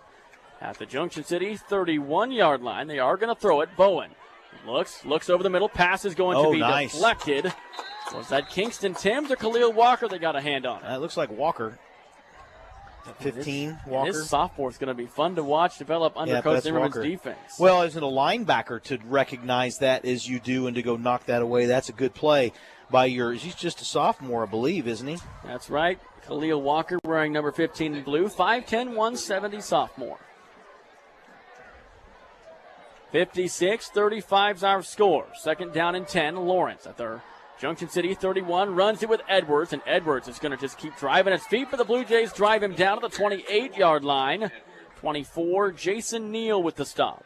I'm a little surprised Lawrence threw the football back there, and the only reason that I say that is that was just about picked, but it's not a good way to gain your momentum. Even if you don't score here, I would take my time. I'm surprised they're not letting more time run off the clock between plays. It's almost like they're trying to score here, and that's fine. But I think I'd be eating some clock right here. 21-point lead for the Lions. Out of the shotgun, they look like they want to throw again. Here comes the pressure for the Blue Jays, heaving it downfield, overthrown, And I'm kind of surprised there's not a flag right here, and Jackson Becker's kind of thinking the same thing. They make it 3rd down and 7 as Jalen Morgan had his hands all over the intended target. Well, the ball was uncatchable. I think that's why they didn't call anything right there. The ball was quite a ways downfield. In fact, the safety for the Blue Jays, I believe it was Timms, had an opportunity to possibly go intercept that, and he was probably 8-9 yards further than the actual play itself. Surprised Lawrence is throwing the football here and not taking more time off the clock. You know, even between plays, they're only letting it click down to 16. Last time the play clock got to 17. They're not really letting it click down much here. They want one more touchdown. Play clock now down to 5. 4th down and 7. Here comes a screen play to the near side. Parks has got it. Going to break a tackle from behind. Zigzagging its way through all the way down to the 15-yard line. And it's going to be good for a Lions 1st down. Jalen Parks on the reception. Now right here they're probably going to settle in, take some time off the clock, and then try to run the ball into the end zone. Maybe not. I might be wrong, but I'd be eating more time off this clock. But they've already eaten, 4 minutes? Yeah, the clock's ticking away. Minutes. Now down to near 7 minutes here in the 4th quarter. 56-35. Now they're going to let it run. What has been a long, long football game as we approach the 10 o'clock hour on a Thursday night. Thursday night lights here in Junction City. Bowen letting that play clock wind all the way down to 2. Takes the snap with 1. Edwards going to run it himself. Down inside the 10, down to the 8-yard line. The ball is carried by number 1, Edwards. Tackle made by number 15, Khalil Walker. Boy, it was a fun first half, no doubt, and a fun start to the second half for Junction City. But that 3rd quarter, you just seen countless injuries climb up for the Blue Jays, whether it be cramps to other injuries to several players not being able to come back on. Lavelle Autry's not in there right now. A lot of Blue Jays not in the game right now. This here in the second half. 2nd down and 3 from inside the 10-yard line. They can still get a 1st down to the 6-yard line. Play clock down to 5 seconds as that clock is just ticking all the way down. And Coach Bowen's going to take a timeout. We're going to go ahead and take a timeout with him. The score is 56-35. Lawrence has the lead. Be back with more in 30 seconds. Keep our nation's supply chain moving. Join the team at Eagle Railcar in Junction City, where we take pride in servicing railcars. From welding, painting, cleaning, to entry-level positions, we've got a job for you. Eagle Railcar Services is a full-service railcar repair and maintenance facility, and they're looking for hard-working team members. Enjoy top-tier benefits, including 401k, tuition reimbursement, scholarships, paid training, holidays, PTO, and comprehensive insurance. Apply today at eaglerailcar.com/careers. Eagle Railcar Services, proud sponsors of Blue Jay Athletics. Back here at Blue Jay Stadium in the Central National Bank broadcast booth, I'm Anthony Georges, joined by Brian Field. It's 56-35.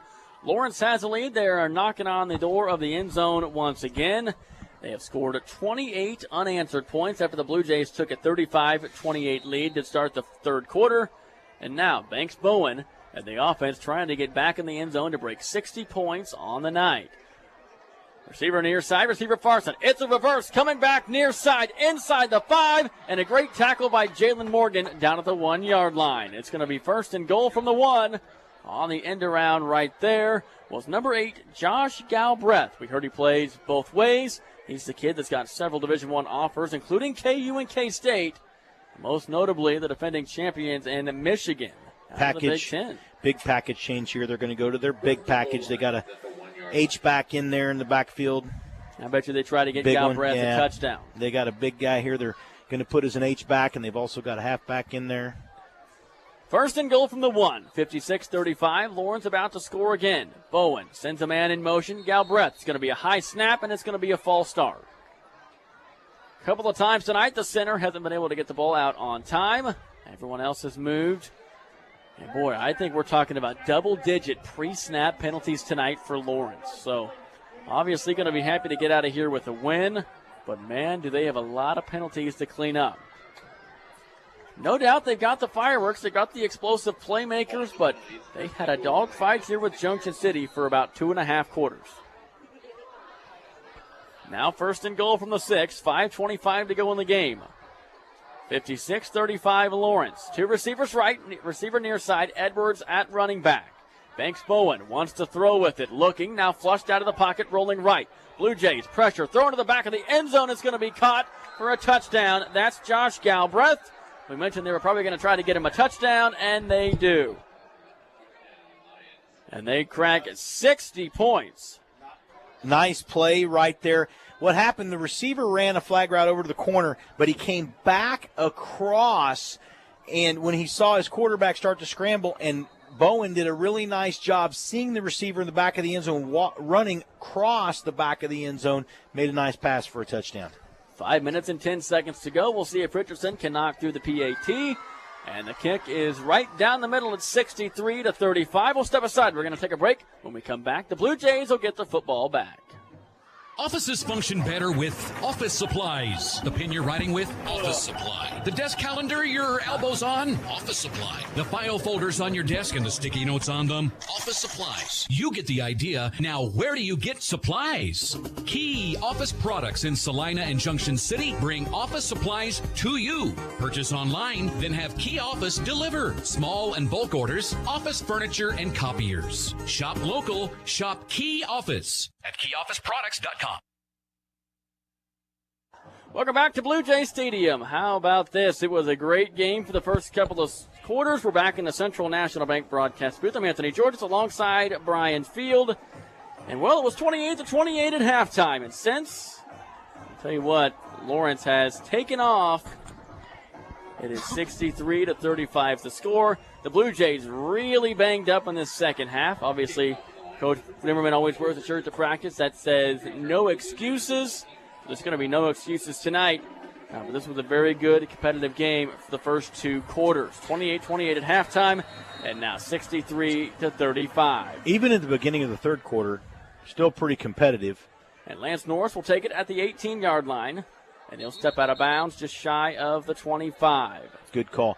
So what changed for the Blue Jays? And like you said, no excuses. But when you got 4 or 5 of your starters that go out either with cramps or for some other issues, you know, we got a couple guys without their helmets. Hopefully that doesn't mean concussion protocol, because sometimes that's what happens when you see guys walking around without their helmet. So I'm hoping that's not what happened. But for some guys, we got some guys with some cramps. We've got some guys that we've seen not go back in the game. But we'll see. We've got 3 defensive players for the Blue Jays without their helmets right now. The 3 of the starters. Vorns goes to the far side. Woods has got it, so some good time for Woods to make something happen. He almost broke that for a touchdown. He just about broke that for a touchdown, so he's still going to run hard. Blue Jays still need to play here. You know what? Play for pride. Get another touchdown. See if you can get a score here. 35 points on Lawrence is a pretty impressive thing to do. And another running play to Woods. He's going to break this one to the 40-yard line and up to the 42. And he gains 9 yards right there. 4:43 to go in the game. Clock ticking away. 63-35. Lawrence has a big lead. As Andrew Caldwell checks into the game, Vorns coming out. Aaron Woods, first year playing varsity, had a good game last week, and now for the 7th time tonight, Lawrence is going to jump off sides. Well, that, if I'm not mistaken, is their 10th, or is that their 11th dead ball penalty? Yeah, you know they're well into double digits now.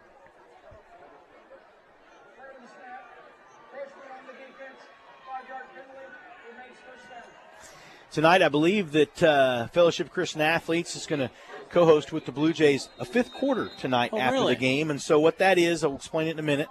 Here's another running play to Woods. Woods is running hard, and he gets into Lawrence territory down to the 42-yard line. And, look, he's just a sophomore, but you can see the potential there. He's strong. I like him because he keeps his legs moving. I like guys that run with their knees. I'll explain that here in just a second. And they're going to do another quick step again. Here comes Woods. Zigzags his way through down to the 34-yard line. So like you said, play with some pride, try to get another score. They're trying to do that right now. And I think Lawrence finally has some of their reserves on the field. But interestingly enough, they kept their starting offense in there all the way through that last score. But one of the things I'm liking about him is he runs hard and he lifts his knees. And that way when somebody comes trying to tackle him, over here we're going to see Gomez looking to throw, throwing down the field for Caldwell. Caldwell catches it in the end zone, touchdown. Junction City Blue Jays, a 35-yard connection. Nice to see that. That's the way you want to end it. You don't want to give up right there. And Conrad, actually another nicely thrown ball, but what I like for Xander right there is the defender made contact with him. He started to lose his footing, but he was able to catch the football in stride for the touchdown on the post route. Nice connection from Conrad Gomez to Caldwell. And we'll go ahead and keep it right here after the PAT. Conrad will hold. Howman will boot it away. We'll see if he can knock through another extra point. There's a good snap. The kick on the way, and the kick is good. Busy day for Ethan Heilman. Played soccer at Salina South, now kicking here. Had a good start to the year so far. Missed one PAT last week, but so far, lots of touchdowns have been scored by the Blue Jays, and he's been very solid as a kicker. 35-yard connection right there. Xander Caldwell. Good to see the senior get a touchdown catch. Very nice job. So the score now is 63-42.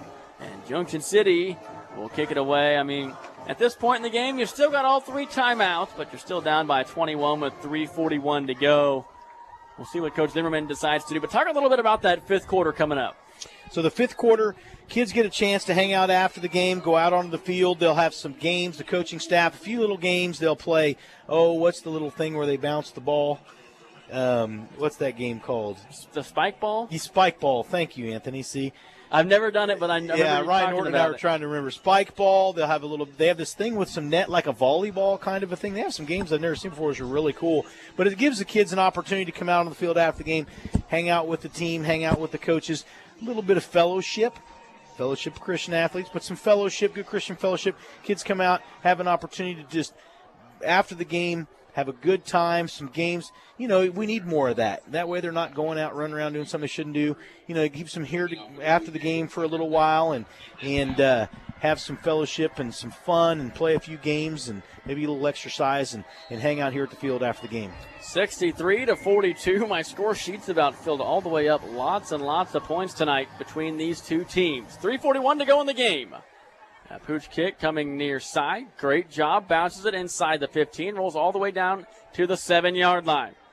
Here comes a running. Curry has got it on the return. And a nice tackle right there. Wow. I think that was Khalil Walker was that again. Khalil Walker. Man, so just like Toby Johnson last week, Khalil Walker, both special teams and on defense, coming in on defense in a reserve role and playing pretty much the whole second half and doing a really nice job.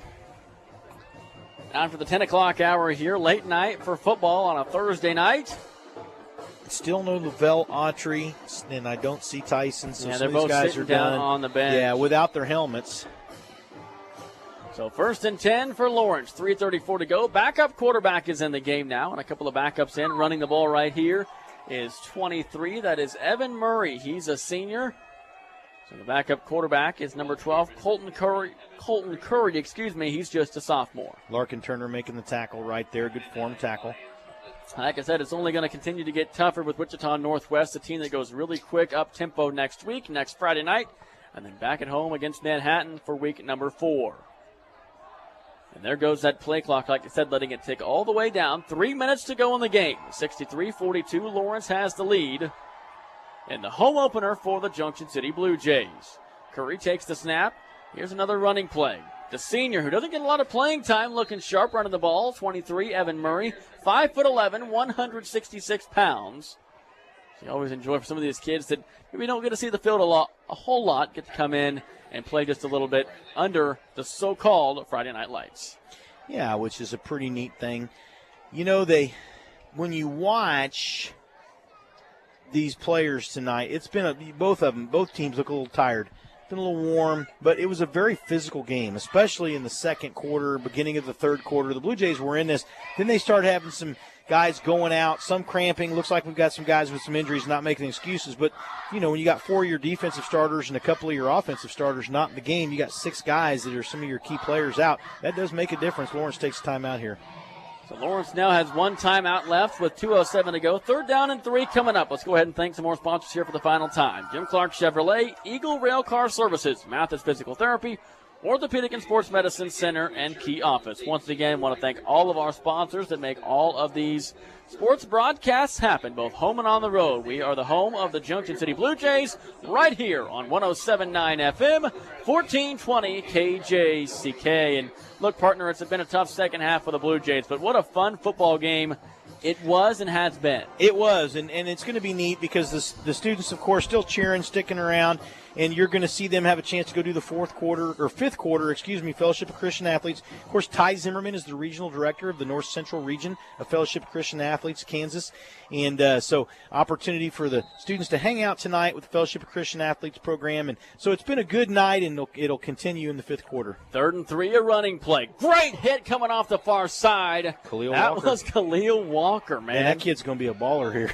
He's a sophomore, and he's got a lot of potential here in the future for the Blue Jays. Murray was driven back, maybe a loss of a yard. 4th down and 4. Clock ticking away here. Less than 2 minutes to go. 63-42. Are they going to punt it away? It looks like he's just going to let the play clock tick down and then take another timeout. Like I said, maybe Lawrence thought they were going to come in and handle Junction City. The score might make it look that way, but I promise you, folks, if you were with us for the first 2.5, 3 quarters, this was a very tight game that once saw Junction City lead 35-28. Yeah, and they were down by 14 in the first quarter. Scored 21 scored. Oh, there's some delay of game maybe. Timeout. I think he called a last timeout. No, you're right, he did. Yeah, they got a flag. He did take a delay of game. Yeah. So, but anyway, Blue Jays didn't lead until Lavelle Autry got the pick 6, and then of course they started they got the scoop and score too at the beginning of the second half. But so that's where the Blue Jays were able to be up. It was 35-28, but it was tied at halftime. But it was interesting because the Blue Jays in the second quarter just decided to really just run right at the heart of Lawrence's defense, and it was a very physical second half. And you saw the Blue Jay offensive line start to wear down the defensive front for Lawrence, but then in that Lawrence's first drive, other than the scoop and score, there's a punt. Mears almost got his hands on the punt. The punt's going to end up way out of bounds. So we'll see what Coach Zimmerman wants to do with 1 minute and 12 seconds to go. Do you try to score? And good news right here is the offense takes the field. Tymar Jones has his helmet on, so he appears to be okay. So where the tide changed is the Blue Jays had a player down with a cramp, and they had him on the field, and I timed it. It was like 12 minutes. And that, for some reason, you just saw both teams come back on, and they were, honestly, both teams were kind of dragging a little bit. There wasn't a whole lot of emotion, and then Lawrence scored, and then they scored again, and that's where the Blue Jays were never able to recover. So you really, after you saw that, the Blue Jays just kind of never really came back from that. And the problem is you had several Blue Jay players that were down for long periods of time, and none of those players, despite just being a cramp, were able to come back in. No, that's a good point, and I'm curious why, because they're without helmets. Now you see. So 1st and 10, Junction City. Caldwell just caught a long touchdown pass, running a route near side, throwing it, miscommunication, going to be airmailed way over his head. And Conrad Gomez kind of wishes he had that one back. But, hey, it was a pretty good night for Conrad. Had a couple of nice touchdown throws, a 66-yarder to Vorns, obviously the pick 6. Miscommunication, ball was tipped and then taken back the other way for 6. Conrad did some really good things tonight, threw some really good balls, showed a lot of poise, moved on the run, extended plays, a lot of good things that we saw from the junior quarterback, just his second varsity start here in this football game. Xander Caldwell out wide once again. Coach Zimmerman still calling out the plays from the near side sideline. 63-42 Lawrence with 1:07 to go in the game. The ball's at the Lawrence 30-yard line. Gomez takes the snap, fakes it to Woods, looking to throw. Gomez flushed into the pocket. He might take off and run. No, he's going to throw it late, and a great job coming back to the ball. Xander Caldwell. Look, you can tell Conrad Gomez, and now a flag's going to fly after the play is already over. For what? Way back at the 31-yard line. Was he across the line of scrimmage? He was past the line of scrimmage. It's going to be lost down. You can tell Conrad doesn't like to run, but he had a lot of green grass. But you're right, past the line of scrimmage. But nonetheless, you love to see Xander Caldwell come back to the ball and make the catch. It wouldn't bother me to see the Blue Jays score one more time to make the score reflect a little closer to how the game actually was. Lots and lots of delays tonight. That's a tough, not that I'm questioning the referee here because he's the one that threw the flag, but he's 7 or 8 yards deep. And the line judge would be the guy that you would usually see throw that flag. So I'm a little bit surprised only because your whole body has to be passed. Your foot can actually be behind the line of scrimmage still when you let go of the football, and you're considered behind the line of scrimmage. That's kind of a tough call, in my opinion, for the referee to make. Adrian Morehouse in the game. Xander Caldwell goes to that far side. A couple of seniors. Chris Coy lined up near side. Aaron Woods at running back. 3rd and 15. The ball's at the Lawrence 35-yard line. Blue Jays wanting to score one more time. Gomez all day to throw. Looking. Throws far side. Passes nearly picked. If it would have been picked, it would have been taken back for a touchdown. On that far side was Kayvon Price, who broke it up. 35 seconds to go, 4th down and 14. And the Blue Jays will try one last time as they trail by 21 points. Make sure to stay tuned for our Cardinal Insurance post-game show. Probably going to do a kind of a quick post-game show tonight, considering it is a little after 10 o'clock. 4th and 15. Gomez rolls the pocket to the left, launching it downfield. Pass is caught. Caldwell, touchdown again. Junction City Blue Jays. 35-yard touchdown connection once again to Xander Caldwell. Well, what I like right there is he got past the defenders, but the way that he did it was his double move. I like that. He started to go downfield on a streak, but he stutter-stepped and stopped, and the safety stopped with him, and he blew past him, so that was a nice route and another good ball thrown by Conrad Gomez. 63-48 the score. How about the offense tonight? Gomez will hold it.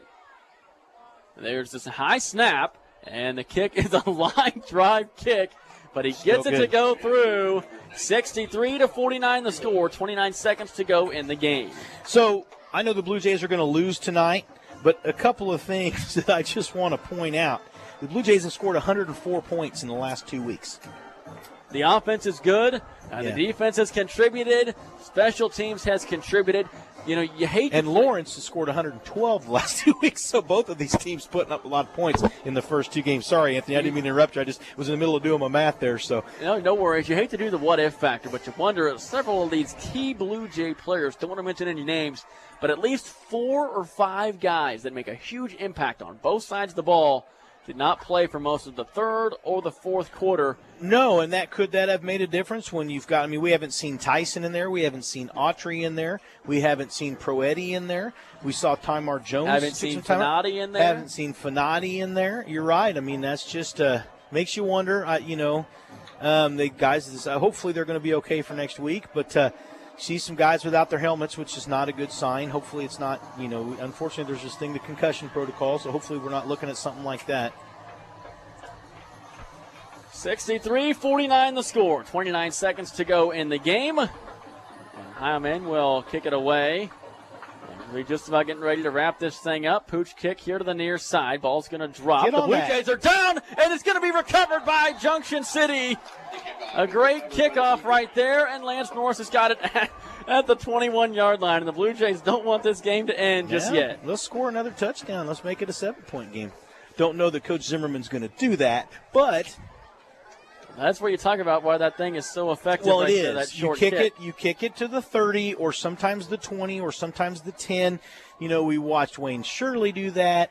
We watched Jaden Kell do that, Aiden Field doing that.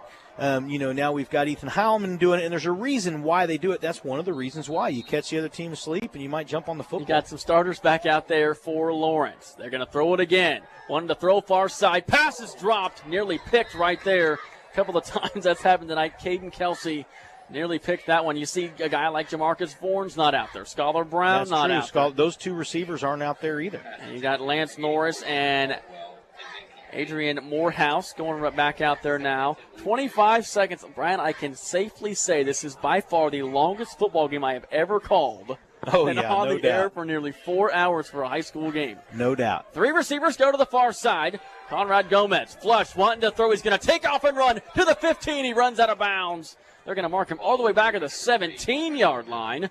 Boy, you got a lot of room to run down that sideline. He doesn't like to run, but he does have some wheels. He does. He can move. You can kind of see, though, he's more of a throwing quarterback. He'll run if he needs to, but right there getting about 7 yards, getting him a little closer.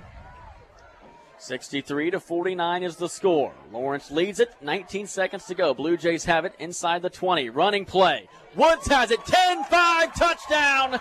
Junction City Blue Jays. And this is going to look pretty close at the end. 63-55 is the score. Well, the score is a little more reflective of what the game was like. I mean, I don't want to be that I way, was just going there. At the same time, I mean, it's a little more reflective. I mean, I know that the reserves are in. The Lawrence did put some of their defensive starters back in there on that drive right there. But, it's an opportunity for the Blue Jays to get some more offensive yards, put up some more points. 63-55 to score. 14 seconds to go in the game. Gomez takes the snap. And the kick is good. Junction City has scored 56 points this week, and they scored 55 points last week. So now with 14 seconds to go in the game, it is 63-56. Lawrence looking like they're going to hold on and win this game. But you just never know until it's over. Well, but again, that's 111 points. Is that right? In 2 weeks for the Blue Jays? I mean, they can put some points on the board. And again, they've done it in all three phases. Yes. I mean, tonight we didn't have a special teams touchdown, but we had 2 defensive touchdowns. Last week we had a defense touchdown called back. And a special teams touchdown called back. But last week we had the defense score and 2 special teams scores. So at least this makes the score, look a little more closer to what the game was in the first half and maybe the first, 6-8 minutes of the third quarter. It's something we haven't really talked about. It doesn't really matter now, but it's still pretty windy down there. You look at the flags on that far side, blowing pretty good. Oh, Bowen's a good quarterback. It's impressive. We'll talk about Lawrence here in a minute because there's a couple of things that kind of stand out. I said the wind's still blowing pretty good. Yeah. What's that? Yeah. I said the wind is still blowing pretty good. Yeah, I heard you. But I was talking about Bowen and the way he was throwing the ball. We're going to talk about that here in a few minutes in Lawrence. We certainly will. Make sure to stay tuned to our Cardinal Insurance postgame show. And Highland going to kick it away, 63-56. Got to have fun up in the booth. And Highland boots it again. Going to boot it deep down that far side. Nobody is down there. Junction City closing in.